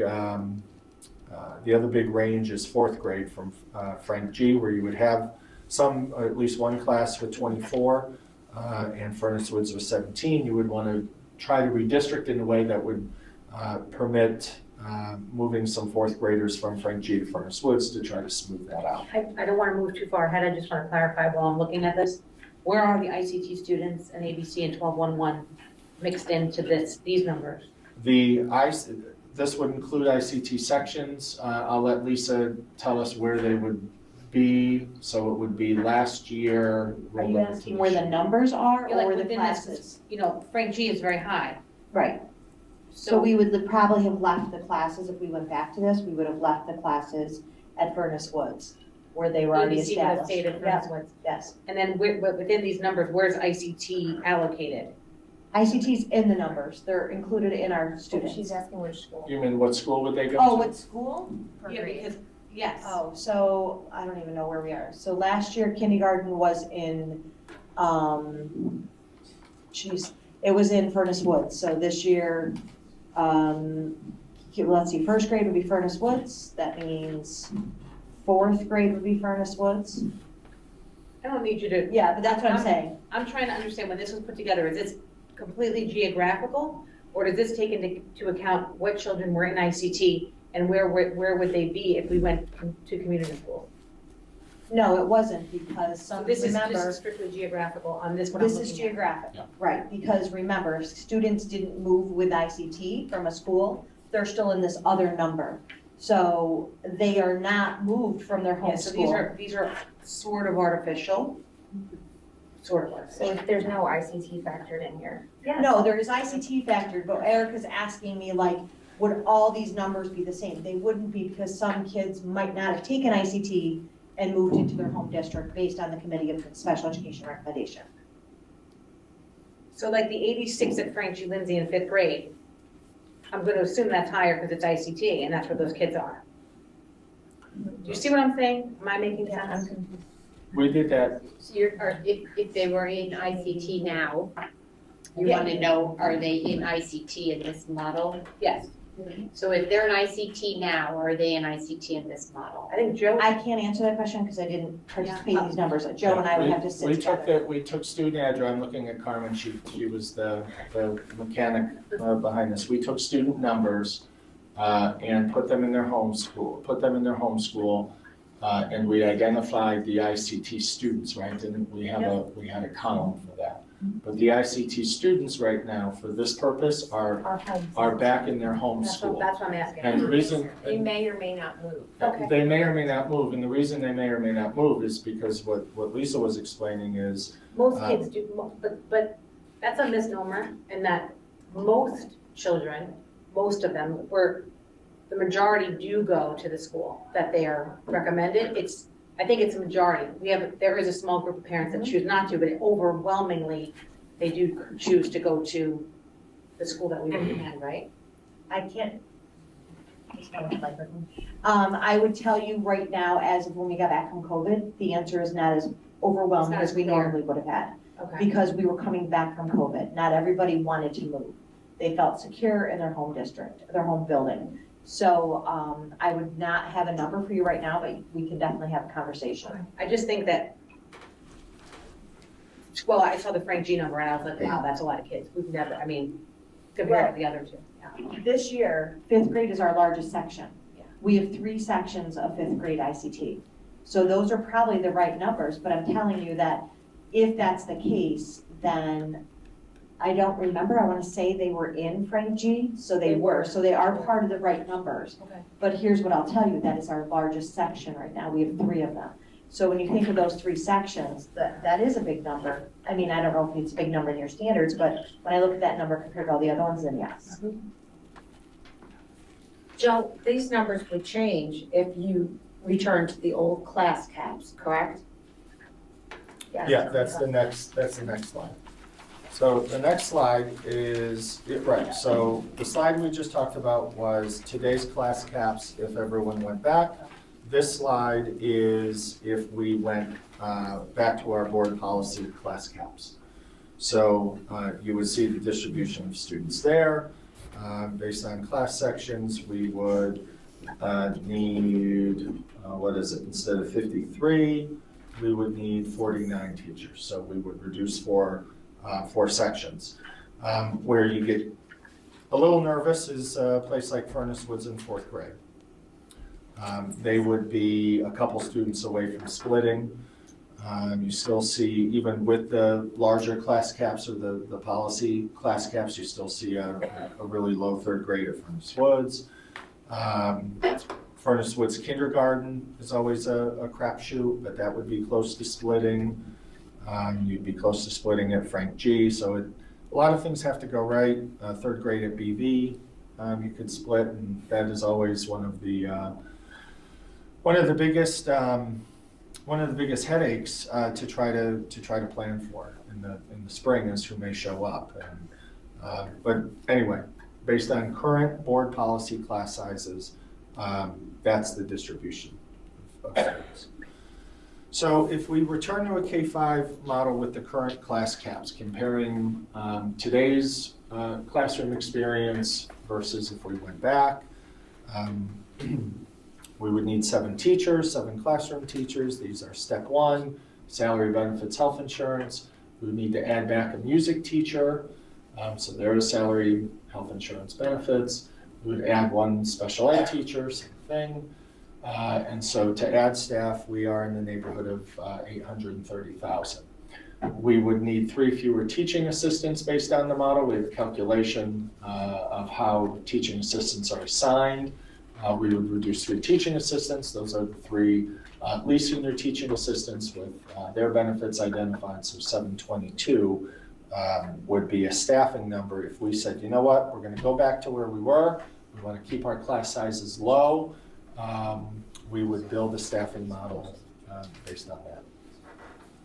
Is this the same staffing model though? If we went back to the old class sizes, you'd still need all No, of this is just class caps. We can run a model if we went back to, so if you go back to the previous one with the, at the board policy, so those yellow numbers would be that if we were in, if we were, went back to K-5 schools, we would need 49. The delta would still, or the difference would still be 7 based on the. No, if we went back to K through 5, but you have board policy class sizes, you'd be talking about adding 3 teachers. So the first line, instead of it being add 7 classroom teachers for 650, it would be 3 at, do the math, whatever. Thank you. It'd be 4. Between 53 and 49. But where have No, you? it's where we are, 46. 46. We're at 46 today, we go to 49. Oh, I'm sorry, you're correct. So Yeah, it'd be a, 46. so it'd Where's be the 278. UPK, where's the UPK teachers in there? Not involved. Not involved. Not, So they're not part of this number at all? No. We have them too. We have them too. Okay. So looking at we tried to look at an apples to apples model of what we got today. If we wanted to value those class sizes moving forward, we could adjust this for adding three teachers if we wanted to go back to the policy cap, and then we would run the model for teaching assistants as well.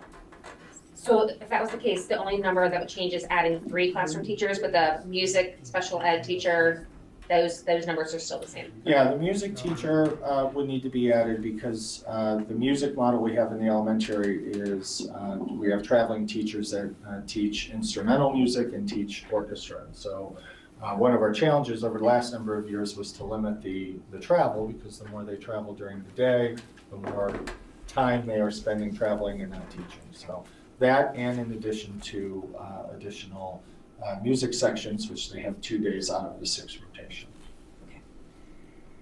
So if we wanted to revert back to our original class size policy, we can run a staffing model based on that. What this is showing today's experience in the classroom if we use that same threshold for 3 K-5 schools.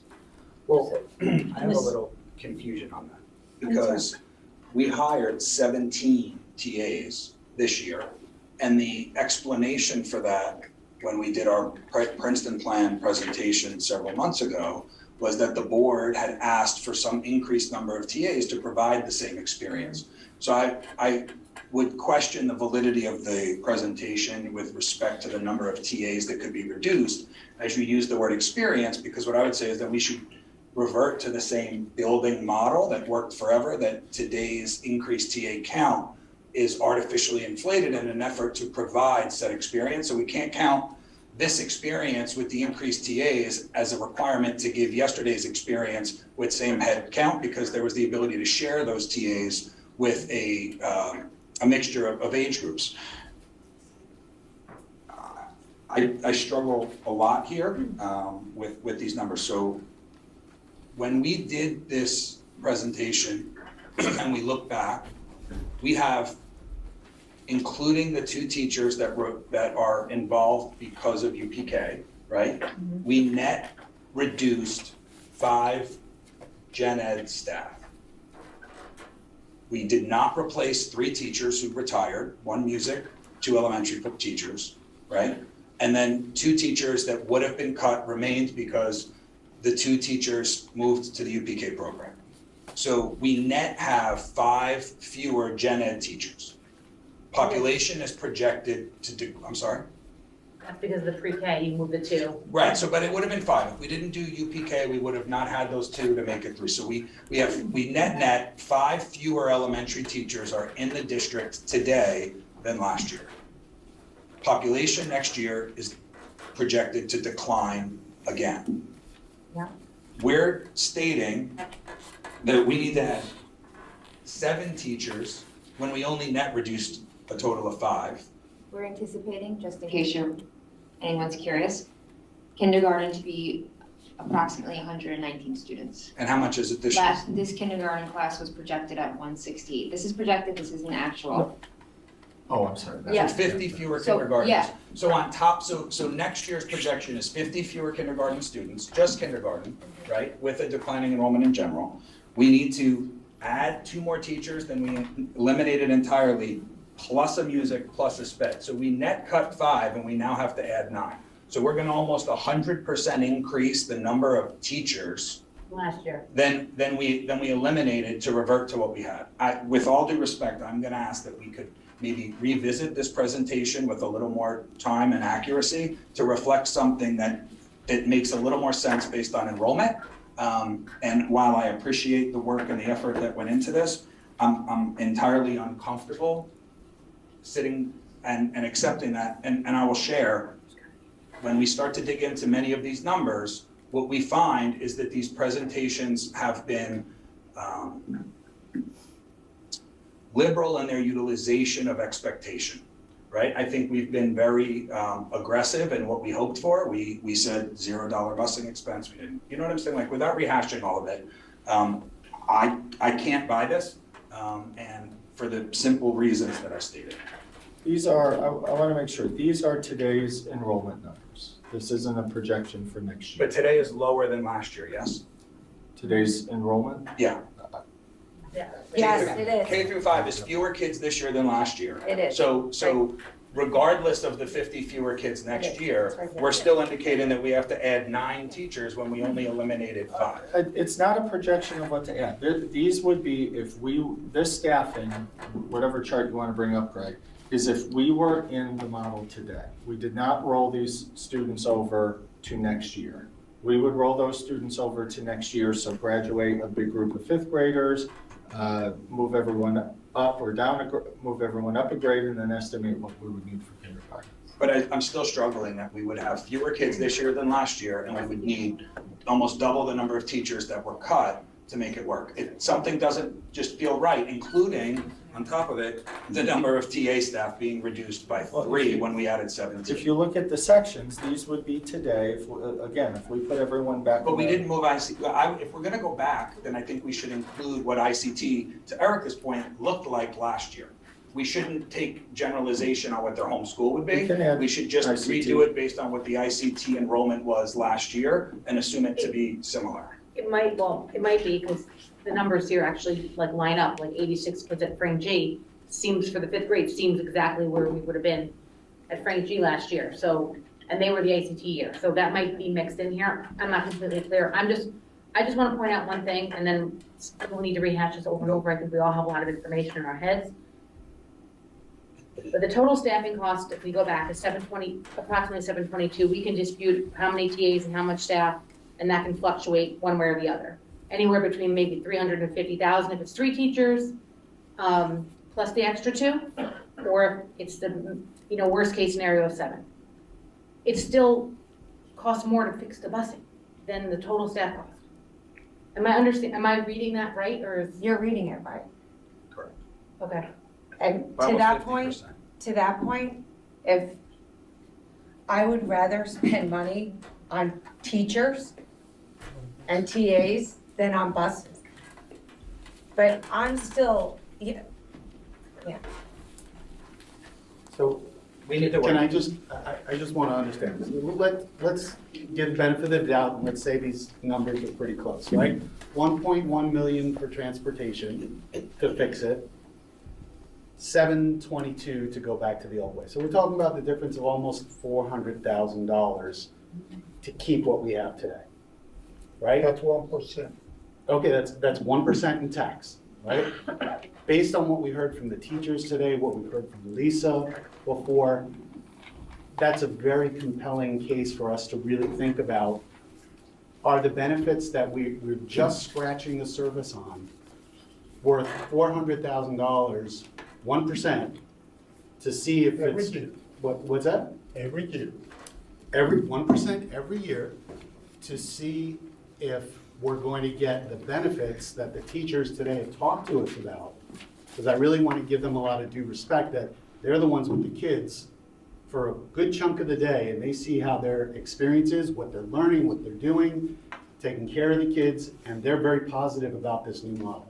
Well, So is it worth? But we, in all due respect, 38 of them out of 100 or so answered the survey. So it might be more important to go back to the full staff and get their feedback for this. You know what I'm saying? Like, there's a larger staff, 100, and then there's also untenured staff that also speak to, because they're not part of it. And then there's the middle school staff to speak to, right? So while I respect them and their opinions completely, I don't know that what we have of these 38 staff members is actually completely accurate, because it's only 38 of over 100 staff members. And I was just, Absolutely. And it's not the TAs either. I just don't want to be hasty to make a decision when we're talking about 1% in tax. I just want Is to it add to worth the making point about the a quick survey. decision about it? I have a hunch it's a lot more than, I have a feeling the delta is going to be far greater, which. If that's, like found- I said, benefit But I'm of the with you. doubt Yeah. with this number, right? If the numbers come back and they're different, then it's a different discussion. It's not 1%, maybe it's a 2% discussion, right? And then is it worth 2%? For, we need to balance out the needs of the students and the community, right? And the community being the parents and logistics, and we know transportation's an issue, but if we have the opportunity to fix this, and we're getting a huge benefit from it, I just want to ask everybody to take some time and take a breath and not make a rash decision, and maybe give it some more time to realize these benefits, because even if we do that 1 year, let's say we just do it for 1 year and we do the 1% or 2% for 1 year, and then we realize after that year, it really hasn't come to fruition. Like, we've had a chance to fix everything, then we can still roll back. I know, but we also. But we own the buses. Well, we own the buses, but the buses are gonna get used. They're gonna get used, they're just. The rotation. Yeah, they'll last longer. Yeah, and we also have some facilities issues to contend with and discuss as well. We need to revisit this security issue, and Which issue? some of the door locking issue is also important. Yeah, there's other things. We can bring them to our committees and then report Without a back. doubt. When we talk about the survey, I would like to see more of a survey that is maybe paper, the way teachers vote for building reps, so anyone would feel comfortable filling it out. Only because I am a teacher and I am very hesitant about filling out surveys that attach my name or collect email addresses, even when they don't attach my name or collect email addresses. I think we need to discuss that, but I think we can also discuss doing it collaboratively, right? Yeah, And reaching not just HEGA members, but reaching our fuller staff. everyone, but I would like it to. Saying 2 weeks ago. This is what I was speaking to 2 weeks ago, that there's large portions of our community that we haven't reached yet. And it's really important to get objective data, and so that while we're hesitant to spend more money on a third party to collect this information, does that allow us to reach more people and keep it objective so that they feel comfortable? I'm with Corey, I feel like we can't make a quick decision here, we need more data. Well, And- staff is, and that was the point. When you said that, I wasn't really even thinking staff. I'm thinking parent. I think we have a lot of we got the parent issues. We got them. They're very clear. But if we want to get data on how this is working day to day, we have to reach more than 38 staff members. So We might have to give them a little more time. more time To reach that, to reach their conclusions, I agree. right? Like, we asked them in November. That is what we talked Which is- about I mean, 2 weeks which is ago, fine. the It's a method to benchmark, like receive a that information. We didn't finish it. We probably should maybe have a conversation with them to see what a next benchmark would be and what I just want to, another option of reaching a fuller amount of staff would be. So it's not just HHEA, but it's all the staff in the district. I also just want to say that, and I think I speak for the board when I say this, that in all of the efforts that we have made with the community, there has not been one concern over what's going on in the classrooms. The teachers are incredible. No matter what plan we are in, they are amazing, and our children are not suffering. They are learning, they are growing no matter what, because we have incredible teachers.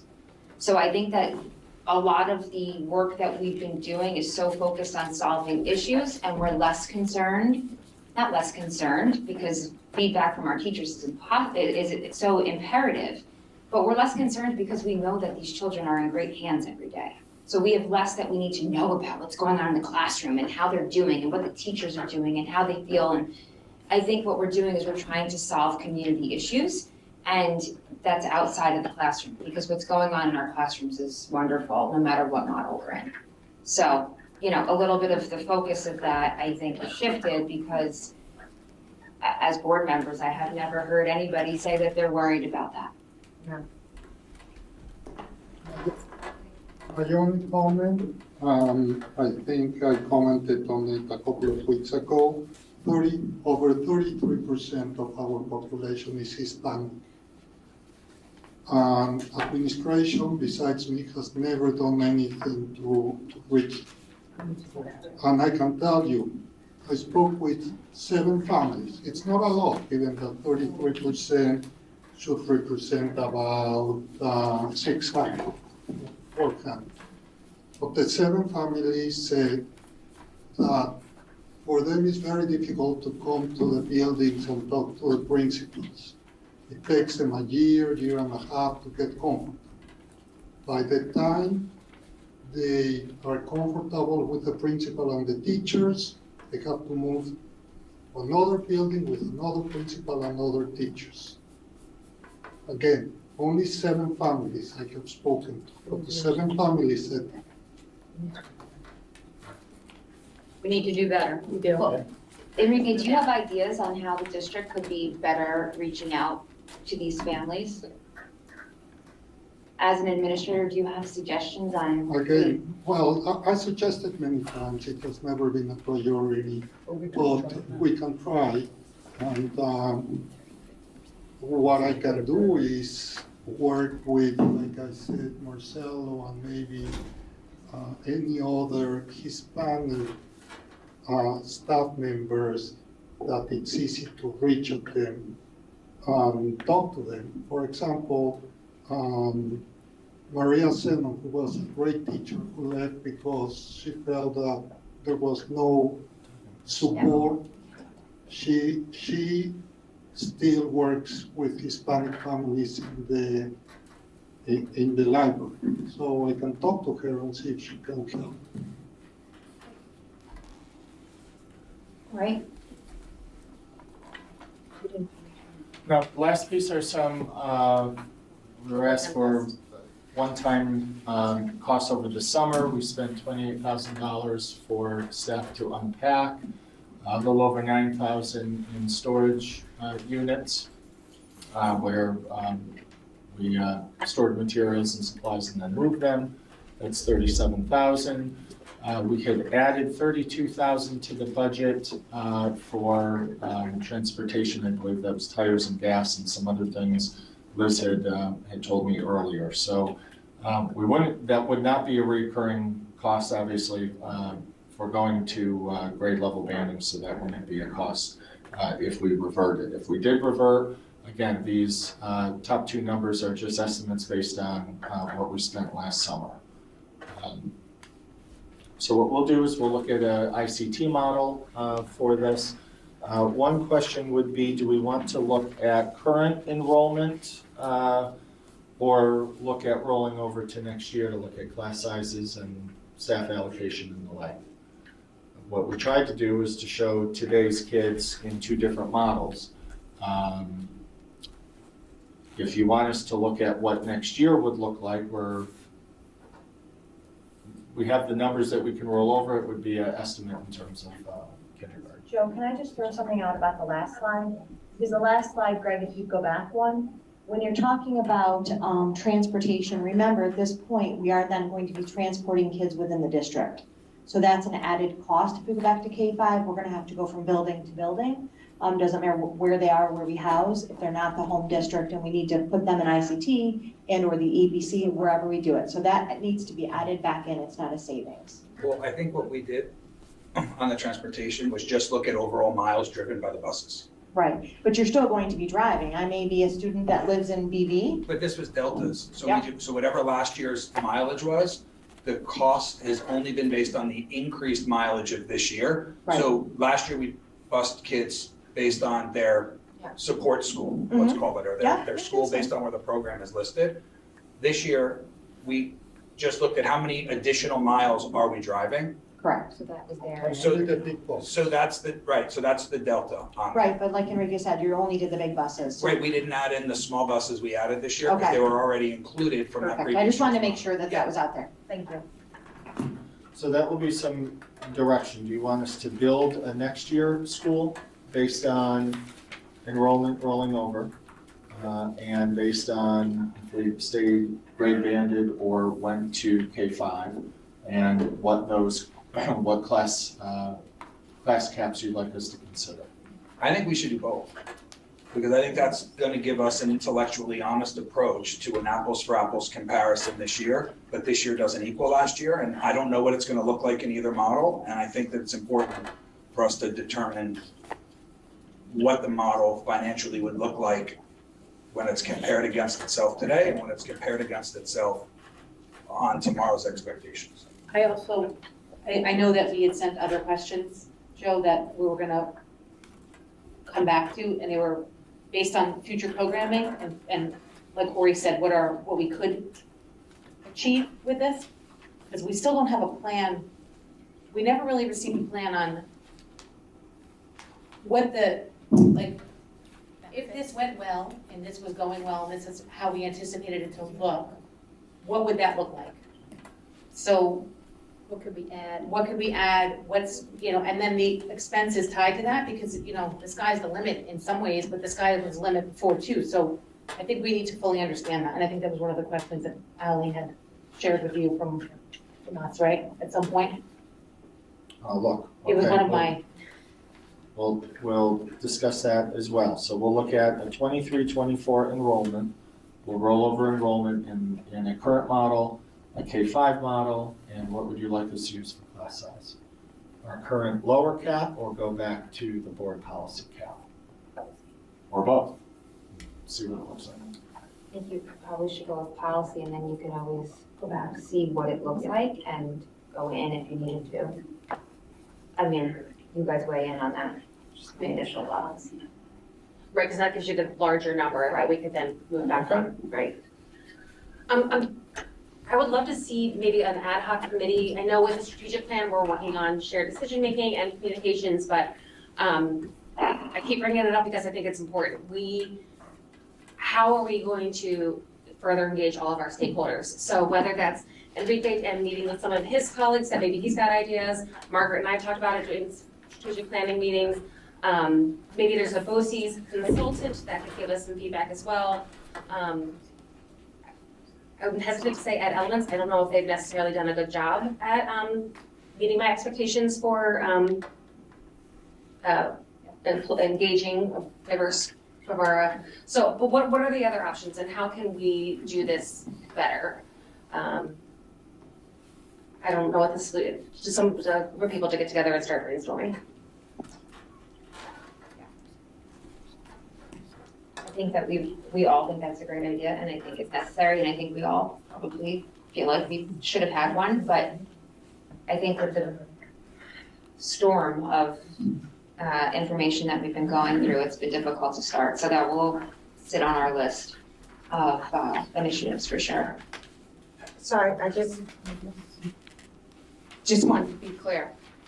We presented to the community that the only reason we were switching to this was for cost savings. And now we know that it's not going to give us cost savings. So now we're reaching out to the community to figure out how this could be better than what they had. And we're looking at now, what are the educational benefits? Like, I don't know, I just feel a little disingenuous up here because it was proposed one way and now we keep discussing it. And you have a lot of people that are upset with it. And we're reaching out to see if we have all the stakeholders and have all their feedback. and that we probably, I mean, like Alexa said, this probably should have been established. I actually think it was part of the plan last year to establish a stakeholder committee this year to follow this along. I just don't think it was ever done. So do we just abandon that idea completely? I mean, on the January 20th, 21 meeting, you had 2 board members beg for surveying the community and they were shut down. And now we're gonna be like, oh no, we should survey the community. So I can't grow. I've been at this table for 2.5 years, and I'm telling you that what I've learned in 2.5 years is that maybe we didn't do it right the first time. No. And I'm asking that we fix our past mistakes and figure out how to do it better moving forward. If we're gonna think about changing our policy again, I can't make the same mistakes twice. So I'm asking to do things better this time. So, you know what? That actually makes me feel better because in being on that side of the table and hearing all of the data and not getting all of the correct data, like the transportation data, being over there, it was asked for time and time again. Things were foiled and they weren't given. Information was foiled and the information that was given doesn't match the information I'm on the board getting right now. So I'm not mad at that and I totally get learning, but I feel like I made a mistake at the last meeting when I said that the wedge in this community was Princeton plan. That is not the wedge in this community. Has nothing to do with Princeton plan. The wedge in this community is distrust. Distrust of the information that's presented. That's the wedge. So I made a mistake last week, or 2 weeks ago too.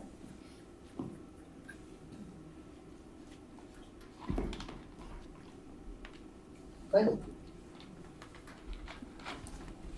Great. Does anybody have anything to add? Any questions, any follow-up requests? Right. I think we're gonna get to like $1.3 million in savings. I just want to share that thought. All right, now we're on to the start of, well, I think last time we did a little bit, right? Or no? Official start of budget. Enrique, are you going to be presenting the initial budget presentation?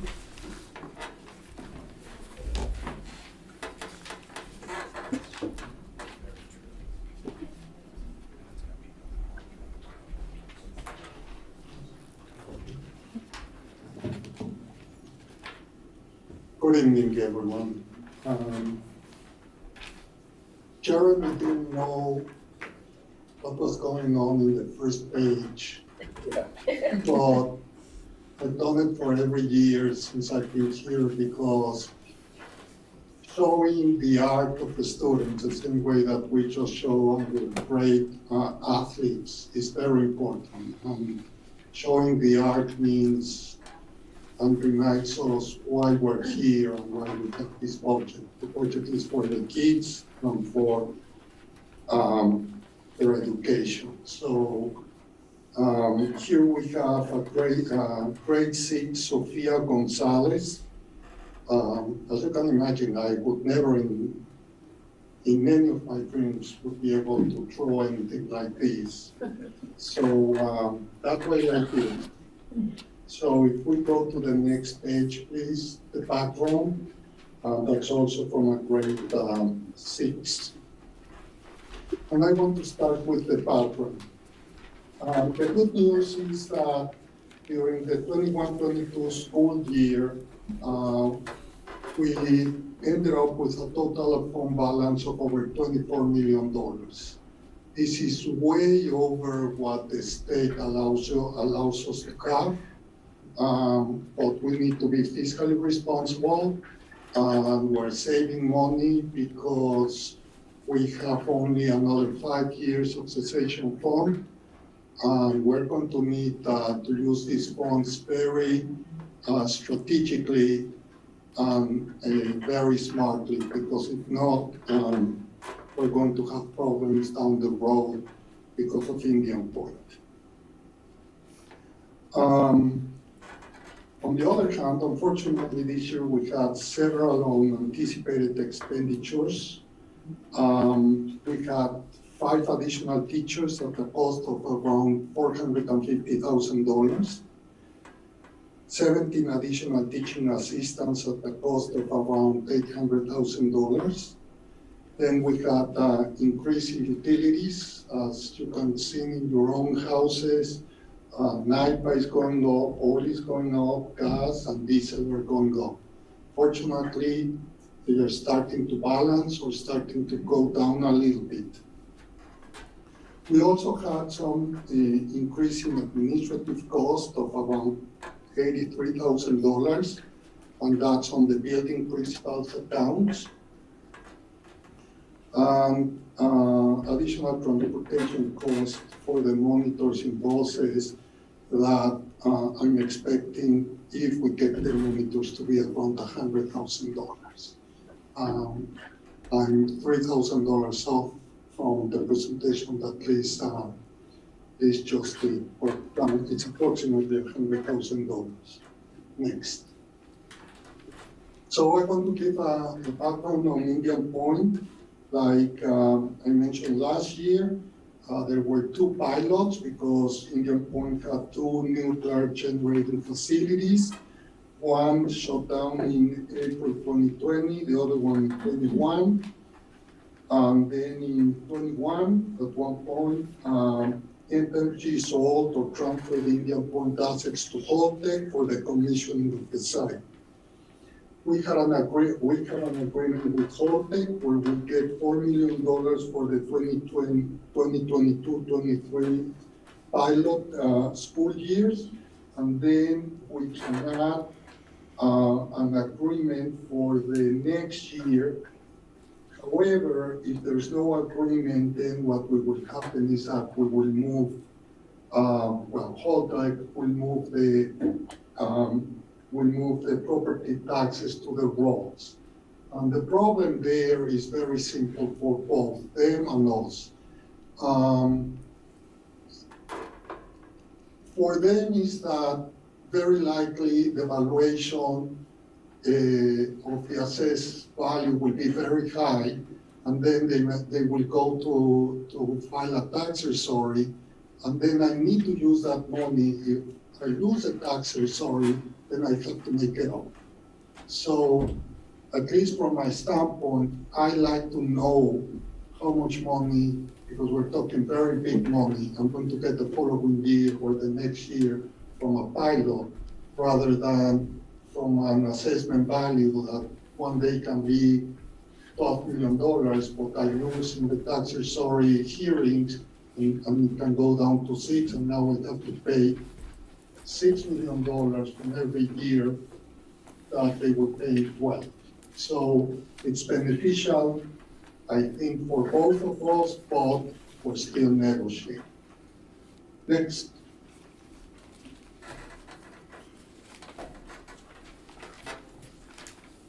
So, as you can see here, pilot payments have decreased around 76%. However, the cessation fund payments have made up some of this money. For the 2023-24 year to the 2028-29, I'm assuming that Holtec will pay the same amount as 2022-2023, that was $4 million. So here you can see how the cessation fund helps, but at one point it goes from about $4-6 million to nothing. And then it's the taxpayers on their own.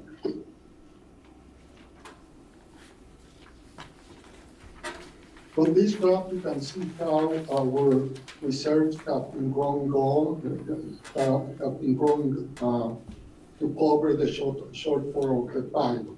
If you see the horizontal line is the maximum that we would be allowed to have in fund balance by law, by SED. As you can see, we're way above that number.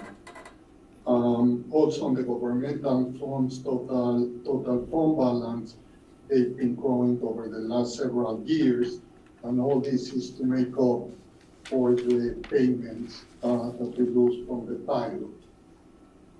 Next one. Here you can see the revenues over time by type of sources. So as you can see, in 17-18, the biggest one was tax levy, and then that's going to increase substantially, while pilots will decrease substantially. So you can see there how one goes up and the other ones go down. And if you go to the next slide, you can see there exactly how it looks. You can see tax levy going up substantially and pilots going down, going the other direction. So here you can see the delta from one year to the other one of the revenues by source. Next. So why don't we start with the preliminary budget? And we are going to start with revenues and fund balance. So our revenue projection is a proposed tax levy of around $51.5 million. Our state aid that is increasing substantially of $12 million. Then we have other parts like cessation fund that it's going to be 12 million, pilot 6 million, and the rest parts of for example, other income that is increasing substantially for two reasons mainly. Reason number one is because interest income is going to go up substantially. Last year, bank was paying us about 20 basis points, and we have in average, I'll say about $5 to $6 million a day in average cash balances in the bank. So, and this year we're getting about 1.5% interest. So we're going to jump from $30,000, $40,000 to $700,000, $800,000. So it's a big jump.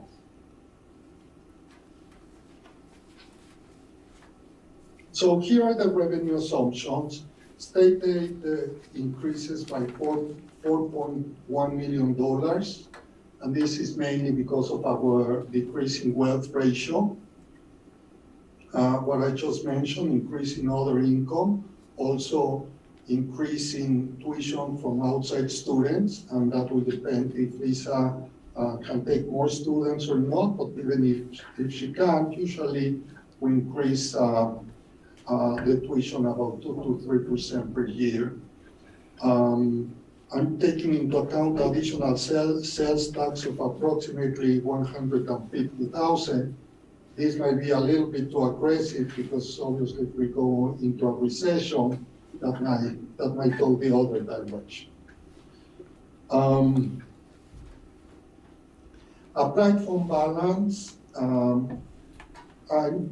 like I mentioned a couple of weeks ago, I want to have tax levy increase over the next 10 years between 3 and 4%. And the way that I can manage that 3 to 4% is by either the years that we get more money from some other sources, reduce the fund balance, and in the years that we get less, increase the fund balance. So that's why this year we're getting a lot more, $4 million more in state aid. Therefore, I can reduce the fund balance to $1.8 million. The pilots will increase a little bit to $6.4 million. I just want to remind everyone that we have more than the energy pilot or the Holtec pilot today. We have also the Bresco pilot, so those pilots increase every year by a couple of percentage points. So that's why I'm saying that pilots will increase slightly, even if I take into account that Holtec will pay us the same amount as last year. The cessation fund payment will go down by $2 million because if you remember, every year it reduces by 10% of the difference. So the first year they pay us 80%, the second year 70%, and so on and so forth.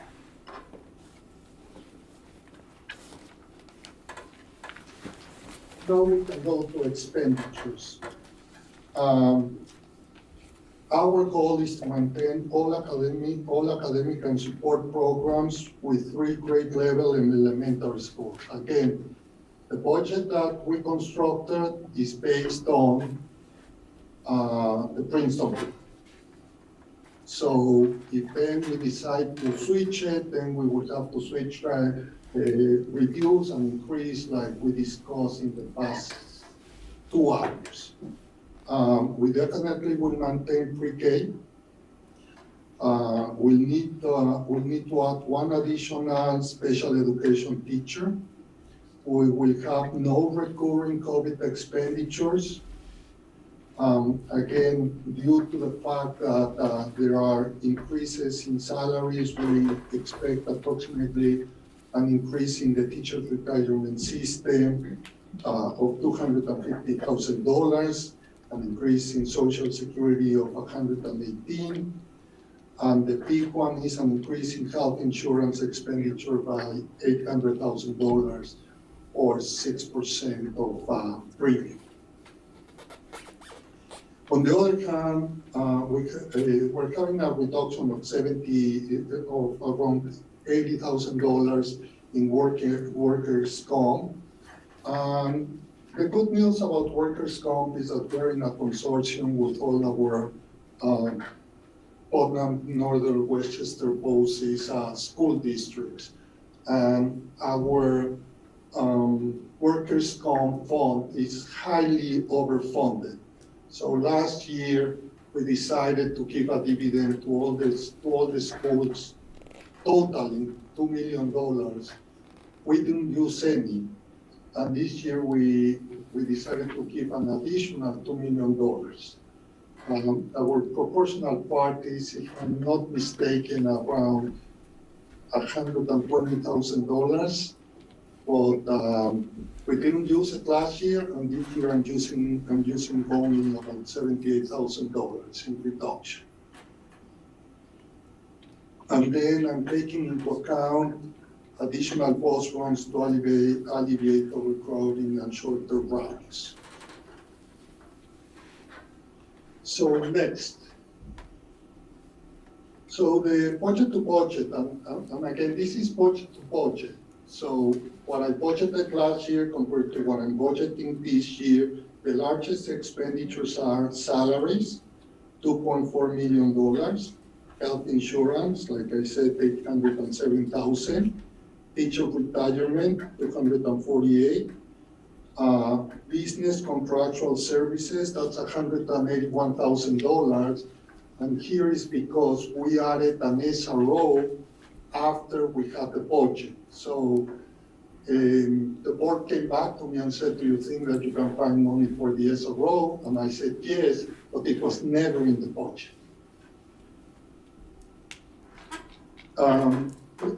Same story for the superintendent contractual services. The board came back and said, can you find money for strategic planning after the fact? And we said, yes, we find the money. So I added in the contractual expenditure for the superintendent $103,000 for strategic planning. Workers' comp, like I said, goes down $78,000, and debt goes down close to $2.1 million. And this is an important number that we had a discussion in Finance Committee that probably the members will want to discuss after I finish my presentation. So if we go to the next one, by law, I need to present the budget in three parts: administrative, program, and capital. This is how it is. The administrative is an increase of 7.7%. But obviously, most of the increase is between the increase of the SRO and the strategic planning. The program is an increase of close to 5%, and the capital is an increase of 17.6%, and that's mainly because of the $2 million of debt that are coming off. So for our preliminary budget, I have a lower end of 88.1 million and a higher end of 88.5 compared to 86.6 of last year. So that's an increase of between 1.72 and 2.15 compared to last year. That will bring us a preliminary tax levy of between 51.1 and 51.5 compared to 50,000. Or an increase of between 2.3 and 3%. Next, please. Here, we can see the trend, the proposed budget. Like I said, the non-property tax revenues are close to $37 million. The proposed budget is 88.4, which is the higher end. I prefer to give me some room to come down rather than to have to go up. $51 million in proposed tax levy. Obviously, the problem and the reason why we had a meeting with Senator Peter Hartman is because our tax cap will be reduced by 20%. So as it is, we are over the tax cap. And if we're over the tax cap and they don't change the legislature, we will have to have 66% of passing votes. So that's a discussion that we need to have. I hope that the community understands that the proposed tax levy of 3% is fiscally responsible, given the fact that we lost $20 million in pilot payments. Well, it will depend on the community. And the projections basically show the same. The projections show next year a proposed tax levy of 3.2 and the following year of 3.8, but with a tax cap way below that. So the problem is that every year between now and 2030, 31, if they don't change the law for us, we will have to go for the 66% override, which is very scary.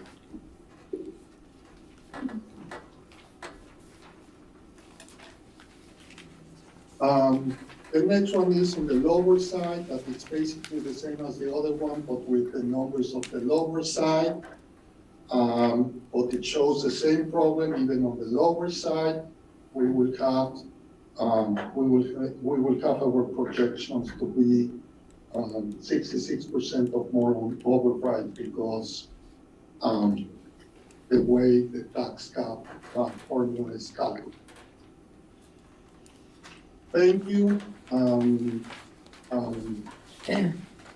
Any comments? I'm sure that the finance committee is going to have some comments. Any questions before maybe? If there's any questions like that, then the finance committee can start the discussion on the $2 million. I had a follow-up question about your meeting with Senator Harcum. How did it go? What's the outcome? Are we expecting any movement on the tax cap issue or? Joe, why don't you tell them a little bit? You know him better, you have a better feeling of what he said. Thank you. He's going to, he said he'd get back to us in 2 weeks. He's going to schedule a meeting with the education folks. These are the same folks that he hooked us up with last year to receive the extra $1 million in aid.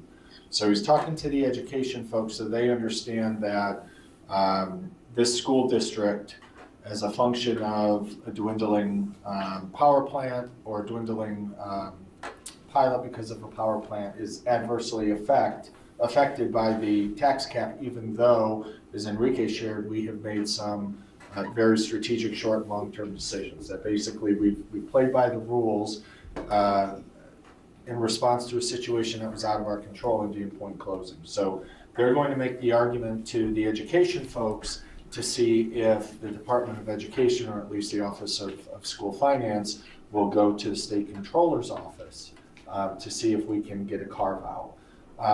That can happen one or two ways. State Controller can change the property tax cap law, which probably won't happen, or the legislation, Pete Harcum could write legislation as a carve-out for the budget deliberations that would restore some aid or lower our tax cap or some combination of both. I had a conversation on Friday with Dana Levenberg. Dana Levenberg is the recently elected state assemblywoman. We had the same talk. She's going to speak with Pete Harcum and see if they can join forces, which I don't see why they wouldn't. I'm in the process of setting up a phone call for Enrique and I to speak with the New York State Superintendent's Council. We did that before, and we also, I believe we met with the School Boards Association and some other groups. So we want to make sure that we have advocacy from different angles. But we expect, we met with Pete, last week, so another week, he said 2 weeks. Okay, so hopefully it'll be, I'm just worried about timing. Obviously the budget calendar doesn't stop, but we're hopeful. Sure. Okay. The good news is that in the last 2 budget votes, we were over the 66%. So, yes, it's if we don't have any other recourse, it will be please vote and hoping that the community would understand that 3% compared to last year, that was a lot more than 3%, the tax levy, they would say, this can really affect our educational system. Thank you. I just have a general comment. I don't know if it's too big picture, but I would love for our board to, and I think Jen was on with me and Ally and Corey, when we had Town of Portland come, is there a way that we can try to push forward for more income? Like, well, I don't know of what our efforts are, up until this point, but I think it would be great to meet with them again and really ask for their help in developing out this corner of town. There's lots of plans all over the town of Portland, just not in the Hendrick-Hudson School District. And I would love to see income come to help us with some of this. So, I don't know if this is a committee or a separate discussion about amongst leadership or what we can do, but I would really love to try to work with the town to advocate for this corner of town of Portland. They've come and presented last couple of years with their business development consultant. And he had said that they're trying to get some new business in their school district. Most of it is through not-for-profit or town development. We talked a lot about different development outside of our school district, but we can reach back out to to their planner. He's a part-time person, and he can either provide a report to us or do a presentation. We know we're going to be busy this winter in budget presentations, but maybe there's a executive summary he could send us that what their plans are, at least what's on the burner. Yeah, I remember they had Can I add plans, but nothing for. Yeah, I think the Montrose Matters group was working really hard too. And I think there's a pretty important piece of this puzzle that is trying to find its way in for completion, and that is going to be an IMA with the town of, I pulled an education and used acronyms and what it meant, right? So, which is like an intermunicipal agreement, and I believe it's not solidified yet, but I believe that the Village of Buchanan and the town of Portland are working to do a cooperative effort utilizing some of the sewer treatment plant access that is currently owned and housed by Buchanan, and sharing that in a corridor in Montrose and potentially a corridor in Verplank. And the reason that is important for this conversation is that will, if it goes through, allow those areas to have a development that would allow for greater utilization of the space compared to what it would be available if they were to be on septic. Mm-hmm. And that would increase the likelihood of some properties maybe being redeveloped, and that would be a benefit, I think, both to the town and to the school district. So I don't know where they are. I know that it is a conversation that is active, and that will help this cause tremendously. Yeah, we'll definitely into this. Anybody have any questions or comments on the? I do. Okay, can you do the finance? The 2 million? The 2 million? Yes. And I have a question too on the presentation. So we just wanted to make sure that it was clear, right? So we're seeing Slide page 16. Yeah. So the debt savings that we're seeing next year, the $2 million, is essentially 4%, right, in a tax levy that we're basically not seeing because we're losing or gaining debt, I guess. So it's important that we're, transparent, because ideally we would like to turn that into another capital project. That's the goal, to keep upgrading. There's facilities work that need to be done within the schools, HVAC, plumbing. But anyways, more so, it's not really savings. So we really want to try to find true savings of that to get us down to where we want to be at this tax cap. We want to keep it there. But so we want to be able to put that $2 million forward for a capital project, and also have $2 million in savings to maintain the tax cap. So it's an effort we've been working on. We have some ideas. But, I think we just wanted to be forthcoming, make sure everyone understood where the tax levy really is.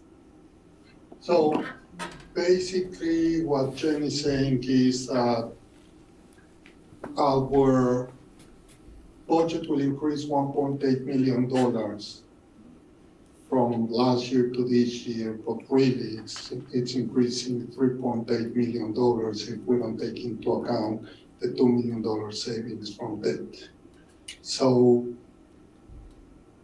the question is, should we use that money for operating budget or like Jen said, to fix our facilities? It's a discussion that the board has to do, because if the board decides to do a capital bond and make it neutral, these are the $2 million a year that will make it neutral. If we already use them for operating budget, they are gone. So, If you save 2 million this year, you don't get to add it back next year, right? Now your new baseline is today minus 2, right? Yeah. So if it's 3.8 million in total, then we're talking about a 7% tax levy, 7 to 8%? No. What? If you decide to keep the $2 million for future capital projects, then definitely, because you need to add 4%, right? 7%. That would have been a 7%. So we are 2.1 or whatever number we are, I'm sorry, let me see. A 2.1 because we reduce 4%. 4 to 5%. But if we use this for something else, then we're talking about a 6%. Right, That's so what I'm saying. the finance committee has been talking about, well, how can we be more efficient? Right. Where can we look to save money? To save $2 million, that's a lot of money. It's all. Yeah, Well, I yeah, mean, we thought we were going to have the Princeton plan, it didn't work out. exactly, There's that your was 2 the million. point of the Princeton plan. We were trying to save the money, and it didn't work out. I'm admitting that, Yeah, right? and How many times do you want me to say it? Why do we need another $100,000 for the strategic plan? I was gonna ask about the strategic plan also, because I don't think this budget doesn't take into consideration all the possibility, like, we don't have a line item in here that says strategic plan dreams. No, Like- if you wait for the next presentation, it's a lot clearer. Okay, I'm very patient, I can wait. Thank you. For my question too, for the next presentation, or? Yes. But so, remember, this is our first budget presentation, but I think it's going to be very important to the board to make some decisions pretty soon about those $2 million. You know, maybe you don't want the $2 million cut, but you want some other amount. Because if you get back to us in March and say, I want $2 million, we only have a week or 2 weeks to find them, and we're just going to have to cut, the more time we have, the more we can think where can we cut without having. We also have to consider that we have this BCS that we have, the building condition survey, and there are things within that we really have to fix, right? So just total transparency, we don't know what those are yet. We just know it's coming. So that may be part of that discussion, right? I mean, we may have What's the timeline on that? When are we gonna get a report out?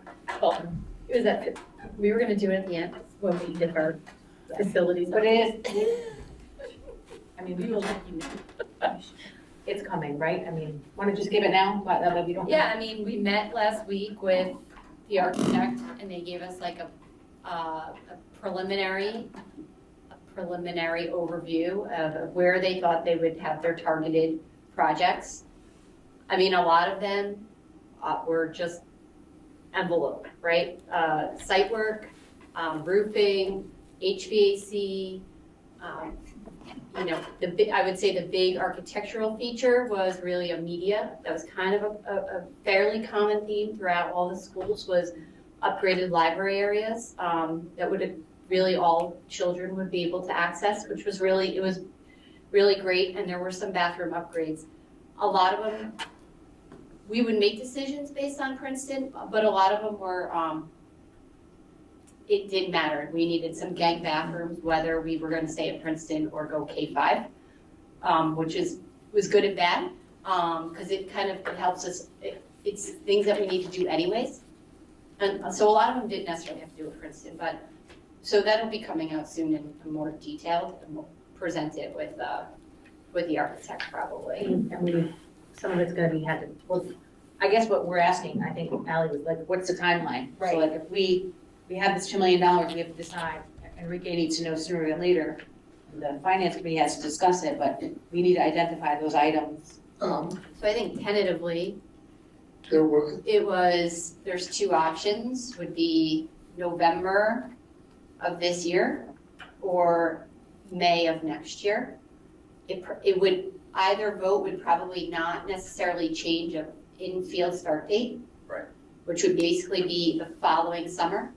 But so, 25, so mind you, this summer is gonna be the BB cafeteria. That has, you know, we got $1 million, we have budgeted, that is out You for approved it today. Right, Yeah. that is out, and we're gonna get bids back, and that's gonna move forward. The facilities would like to see something next summer to kind of keep this positive momentum going of upgrades to our facilities. It doesn't need to be $20 million or $5 million. We haven't actually carved it out and really put it on paper. But it's just how do we get, the next steps. But most likely, a bigger one would be the end of this year, early next year, and we would have to, once we got the report, we would bring it to the board for discussion. So can we use some of this money to do the more immediate need? Is $2 million? Yeah. Yeah, that's Without going to vote and. Well, you will vote. You still have to vote, right? There's two reasons we want to vote. Number The one, because if you don't vote, you don't get state aid. Okay, got it. And number two, you vote if It's bigger than it used to be too. you put it in the budget and you put it in the brochure and you announce it and you say, these $2 million are going for this capital project, and the budget passes, is equal as if you had your own separate capital proposition. Understood. Okay. So that's why I'm saying, when we talk about cutting $2 million, it's cutting $2 million from the operating budget, but keeping $2 million for a capital project in the same budget.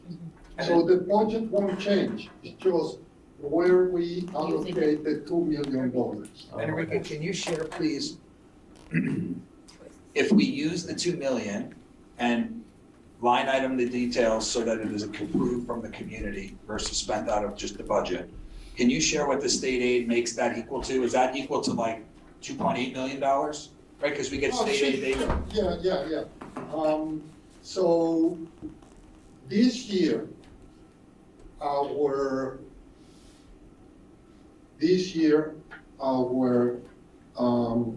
state aid ratio for capital projects is 15%.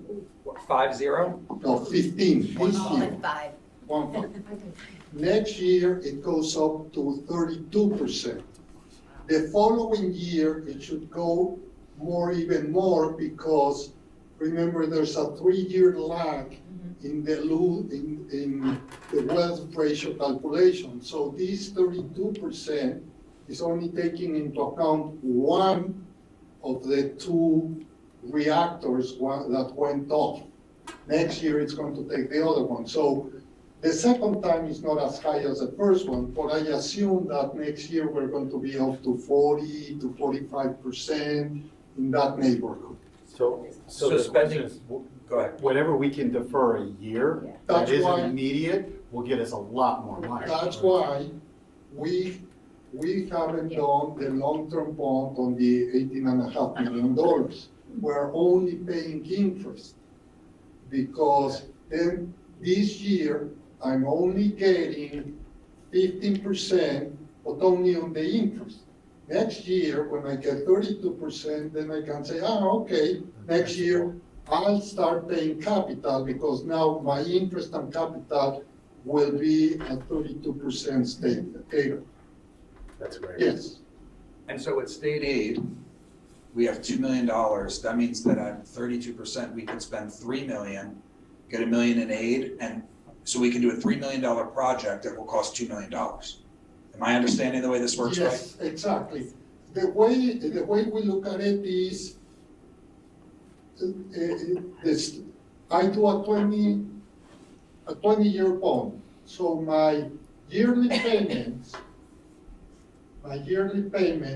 can be of $3 million,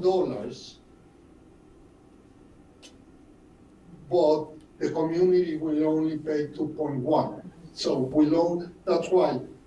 So then I say, okay, the present value of 18 years of payments of $3 million is $40 million.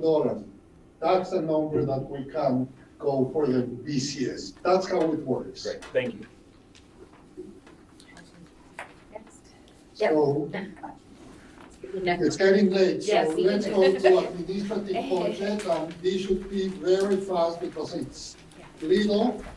So the administrative budget, if we go to, I'm faster than Greg, so I want to go. Greg's doing a great job. Greg needs to talk. Greg, why don't we go to the little by little, and now, as you can see, the administrative budget is the smallest part of our budget. It's only 6.4%, program is 83%, and then capital is 10%. Our administrative budget is divided in 4 parts. The most important one is what we call general support, that it's you guys, the board.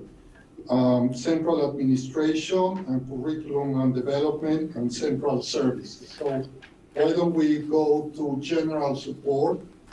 General support is the money that we set aside for the Board of Education. That's everything that we pay, including paying Greg for board meetings, if you guys need to go for training, anything like that. This year we increased a little bit, a lot, I would say, but it's because in the past, Greg's salary came from technology. That's because Laura was the one that hired Greg, so I said, Laura, you hired, you pay. But no, it should be here, so that's why the increase. Just one question, are custodial services for these meetings No, included? the custodians are here no matter what. Okay. So it's part of their job, so no. This is basically Greg and anything that you guys need, like for training or anything like that. Okay. And then we have district clerk, which is the salary as district clerk of Carmen, and then everything that we pay for the budget board meetings. Part of her. That's not her only job, right? So No, it's part it's of a part of stipend. her. Thank you. No, that's what I'm saying. This is, That's not all me either. yeah, no. So you know, Carmen's salary as a district clerk is $5,000, so pretty low for her being here until 10:30 at night, some nights, but that's what it is. So the total increase is 10% or $3,000, $3,500. Next. The next one is central administration, and it starts with the office of the superintendent. The numbers at the top that says 2 and 2 are the FTEs, full-time equivalents. So that's Carmen and Joe as their salaries, and that includes salaries, supplies, equipment, everything that they need. And again, the increase is 110,000, from which 105 is in, I don't remember if it was 100 or 105, the increase on the strategic plan. but that's why it's such a high number. Business administration is the business office. That's 5 people in my office. The increase is 197,000. That's not the increase for me, believe me. The increase of $177,000 is the SRO that comes out of my contractual payment. And then we have the treasurer, auditor, tax. We have one treasurer, our internal and external auditors. Then we pay the city of Peekskill about $30,000 for them to collect our taxes for the portion of our people that work in that live in Peekskill. So this will be an increase of 20%, but if you take into account that basically 277,000 out of the 318 are the strategic planning and the SRO, the rest is very little. So you Yes. piqued my interest here. So we pay Peekskill $30,000. How much tax revenue do we get from Peekskill that they're charging us $30,000 in administrative fees? It's about 8% of the $50 million. What? Say that again? About 8, and I'll give you the exact number next time, but it's about 8% of the, so 92%. What do they do for $30,000? Like, do they do something special, or do they write us a check? Our tax bill. No, They get the same tax bill for everybody, right? No, Or do they mail out a tax no. bill for us? Remember that we have 2 jurisdictions. Yeah. Completely different. The city of Peekskill that is in our school district and the town of Portland. Town of Portland does it for free as part of our give and take. City of Peekskill has never done it for free. City of Peekskill has always charged us. And they charge us an amount per $1,000. And I can give you the number next time, but it's close to $30,000. Seems like It's about $30,000 we should be saving. I think that we talked about this one time. There's a whole like system that you need. Oh, yes, no, That we sorry. don't. They have the assessor, then they have the system. They have a separate system to collect our taxes? Don't they just put it as a line item? No, and then write us that's a why I check? told you. Remember, every year, we have 2 jurisdictions where we have, on the one hand, town of Portland, on the other hand, city of Peekskill. That's why, if you remember, in June, we approved the taxes for city of Peekskill because cities pay taxes in July, towns pay taxes in September. You pay, and I pay taxes in September. If you live in city of Princeton, you pay them in July. That's why we have two completely different, and that's why every year, either town of Portland residents owe city of Peekskill or the other way around, because in June, I need to try to estimate, and I talked to town of Portland, what's going to be the tax rate in town of Portland even before we have done it. I just don't understand what they do for $30,000. Do they buy us a separate computer system? Do they send out bills? Yeah. They send out But the they send out bills. bills that they would send out with their regular No, tax bills because anyway, right? they have a separate system for us, because we have a separate tax rate than the Peekskill School District. But a See, separate system, a whole separate Well, I computer don't know. system? I don't ask them But I think it's a separate exactly. cycle, right? 'Cause I Yeah, have but it's a separate cycle, but It's a how much? separate No, is no, it? it's the same cycle. The cycle is the same, because It just seems like a lot. If you are I don't a want to. Pittsfield resident in Pittsfield School District or in the Henry Hudson School District, but we're you looking at- receive you would save tax money, bill right? the same day. Got it. So the cycle is the same. Yeah. The issue is that the rates are completely different because we are a different school Buy a district. car for that. I know, but I'm Get not a going teacher's to, aid, Right? first of all,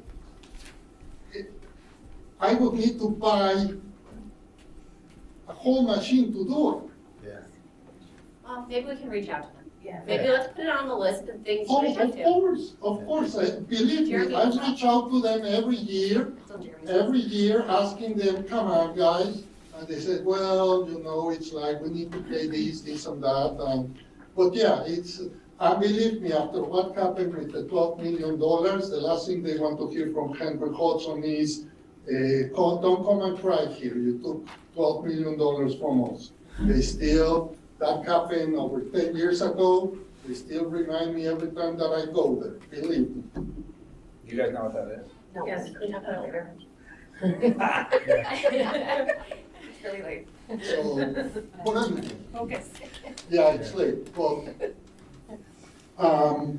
so where are we? So central administration, so it's a 20%, like I said, but out of that 20%, increase for 318, like 280,000 is because strategic planning and our SRO. Central services are legal costs, the payments that we pay King and Bean and our other lawyers. Then we have the personnel department, that's two people, that's Margaret and her secretary. That's about 2% increase, 1.6. Then we have $23,000, the cost to run the district public relations. Then insurance, student insurance. This is only for student accident insurance. Then we will discuss in another time the insurance for you, for the district, for everything. This is only student accident insurance, and then the BOCES administrative fees. We are one of 18 component districts from BOCES, and this is divided in several parts. One of them is that BOCES did a capital project about 10 years ago that every single district voted, and it's our proportional part from that capital project. And then the administrative fees from BOCES. So this is an increase of 3.2%. And then we have the biggest part, which is the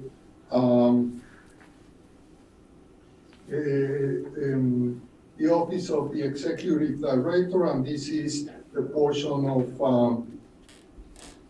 Margaret, that is curriculum and instruction. Then we have curriculum and professional development. And then we have the biggest part, that is the school business administration. That's all the principals, assistant principals, their secretaries, their equipment, everything that they need in their offices. This does not take into account Lisa and her team, because that goes in special ed.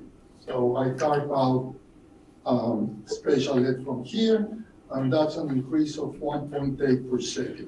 So the next one is just a summary of everything. So the increase is $404,000, which again, $277,000 are from strategic planning and the SRO. So not $123,000, $127,000 basically increased out of a budget of $5 million. That's why I said this is simple and easy. Are there any questions? We're ready? Questions? All right. Thank you so much, and we, oh, yeah. No, I'm good. We won't get mad. I don't know. Except for Ally. She's admitting it. Thank you, Enrique. Thank you, Enrique. Okay. Do we have anyone signed up for audience comments on agenda items? Amelia Silverman?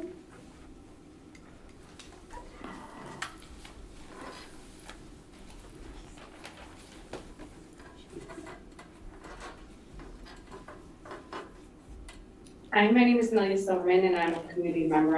I'm a mom of 4 in the district. I just wanted to remind you guys not to be rash and not to be selfish when you guys are making any decisions in the future. There's quite a few of us who have not been speaking up due to fear of people judging us or lashing out. I don't feel like this has ever been a community-based school. I was never in a community-based school. I live closest to Furnace Woods and my son was bused to BV.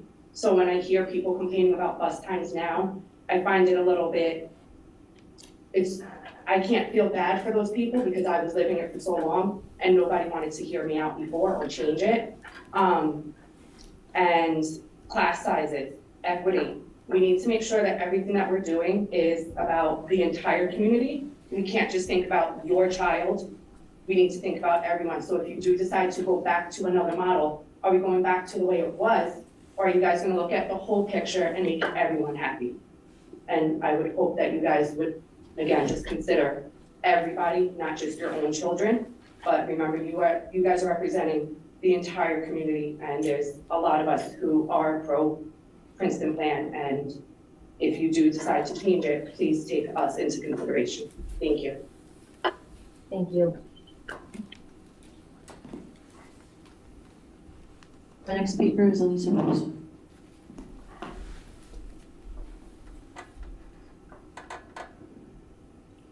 I just wanted to answer the concern that was voiced about the lack of anonymous anonymousness in our survey. It was anonymous, and I did share the questions when I was asked for that. And the first question was, share your name if you are comfortable. It was not mandatory, and our HHEA members are very comfortable with Google Forms. That's how we get information from them so that we can represent them. I wanted to thank you, Corey, for acknowledging the value of the judgment of the professional staff to inform decision-making. And as the teachers who have been here for many, many, many years have discussed over the years, the change to grade banding has always been about equity. And I did hear discussions about equity when the board was discussing it for the past 3 years. And as I said in my communications with all of you, I am happy to discuss this with any of you at your convenience, and I have many HHEA members who would be very happy to join me and have conversations with you. Thank you. Thank you. All right. Yeah. Great. Committee reports? Everyone alive? So I have one more. Yeah. I was busy. So I went to a Westbrook community, whatever, meeting. But the topic was conversations regarding DEI and around DEI. It was great information. So I got some names of an instructor who would, provide professional development for staff. We talked about different positives and negatives and how people rolled out DEI, where other communities are. And my feeling is we are behind. So it is really something, I know it's high priority of strategic plan, but I just think we should all keep that in our minds. We are well behind in where we need to be. But I did send all that information to our strategic plan DEI community member who's heading that up. So hopefully some of it they will roll out. One thing for staff though is there's, I guess, the river towns in general. So specifically Irvington, Dobbs Ferry. I guess they have like a career career fair, based about how to get more diverse staff. I don't know, is that something that we could look into? Yeah, Can it you seems send to me be the working. Oh yeah, I'll send you the information, but it does seem to be working and there were some positives out of it. So I know, I believe that is something that has come back from our staff to see it, more diverse, more diversity. We already give finance, we already give everything Thank up, you, right? Superintendent. We have a couple, which one? Bus patrol. Yeah, sure. So bus patrol, they're presenting here next meeting. February 1st. And there was a couple of articles. Joe spoke with News 12, Alexis and I spoke with the Examiner, and they are getting some publicity out ahead of this conversation that we're gonna have at our next meeting. To that end, Richard Becker, who is with Town of Portland, he is a supervisor of Town of Portland.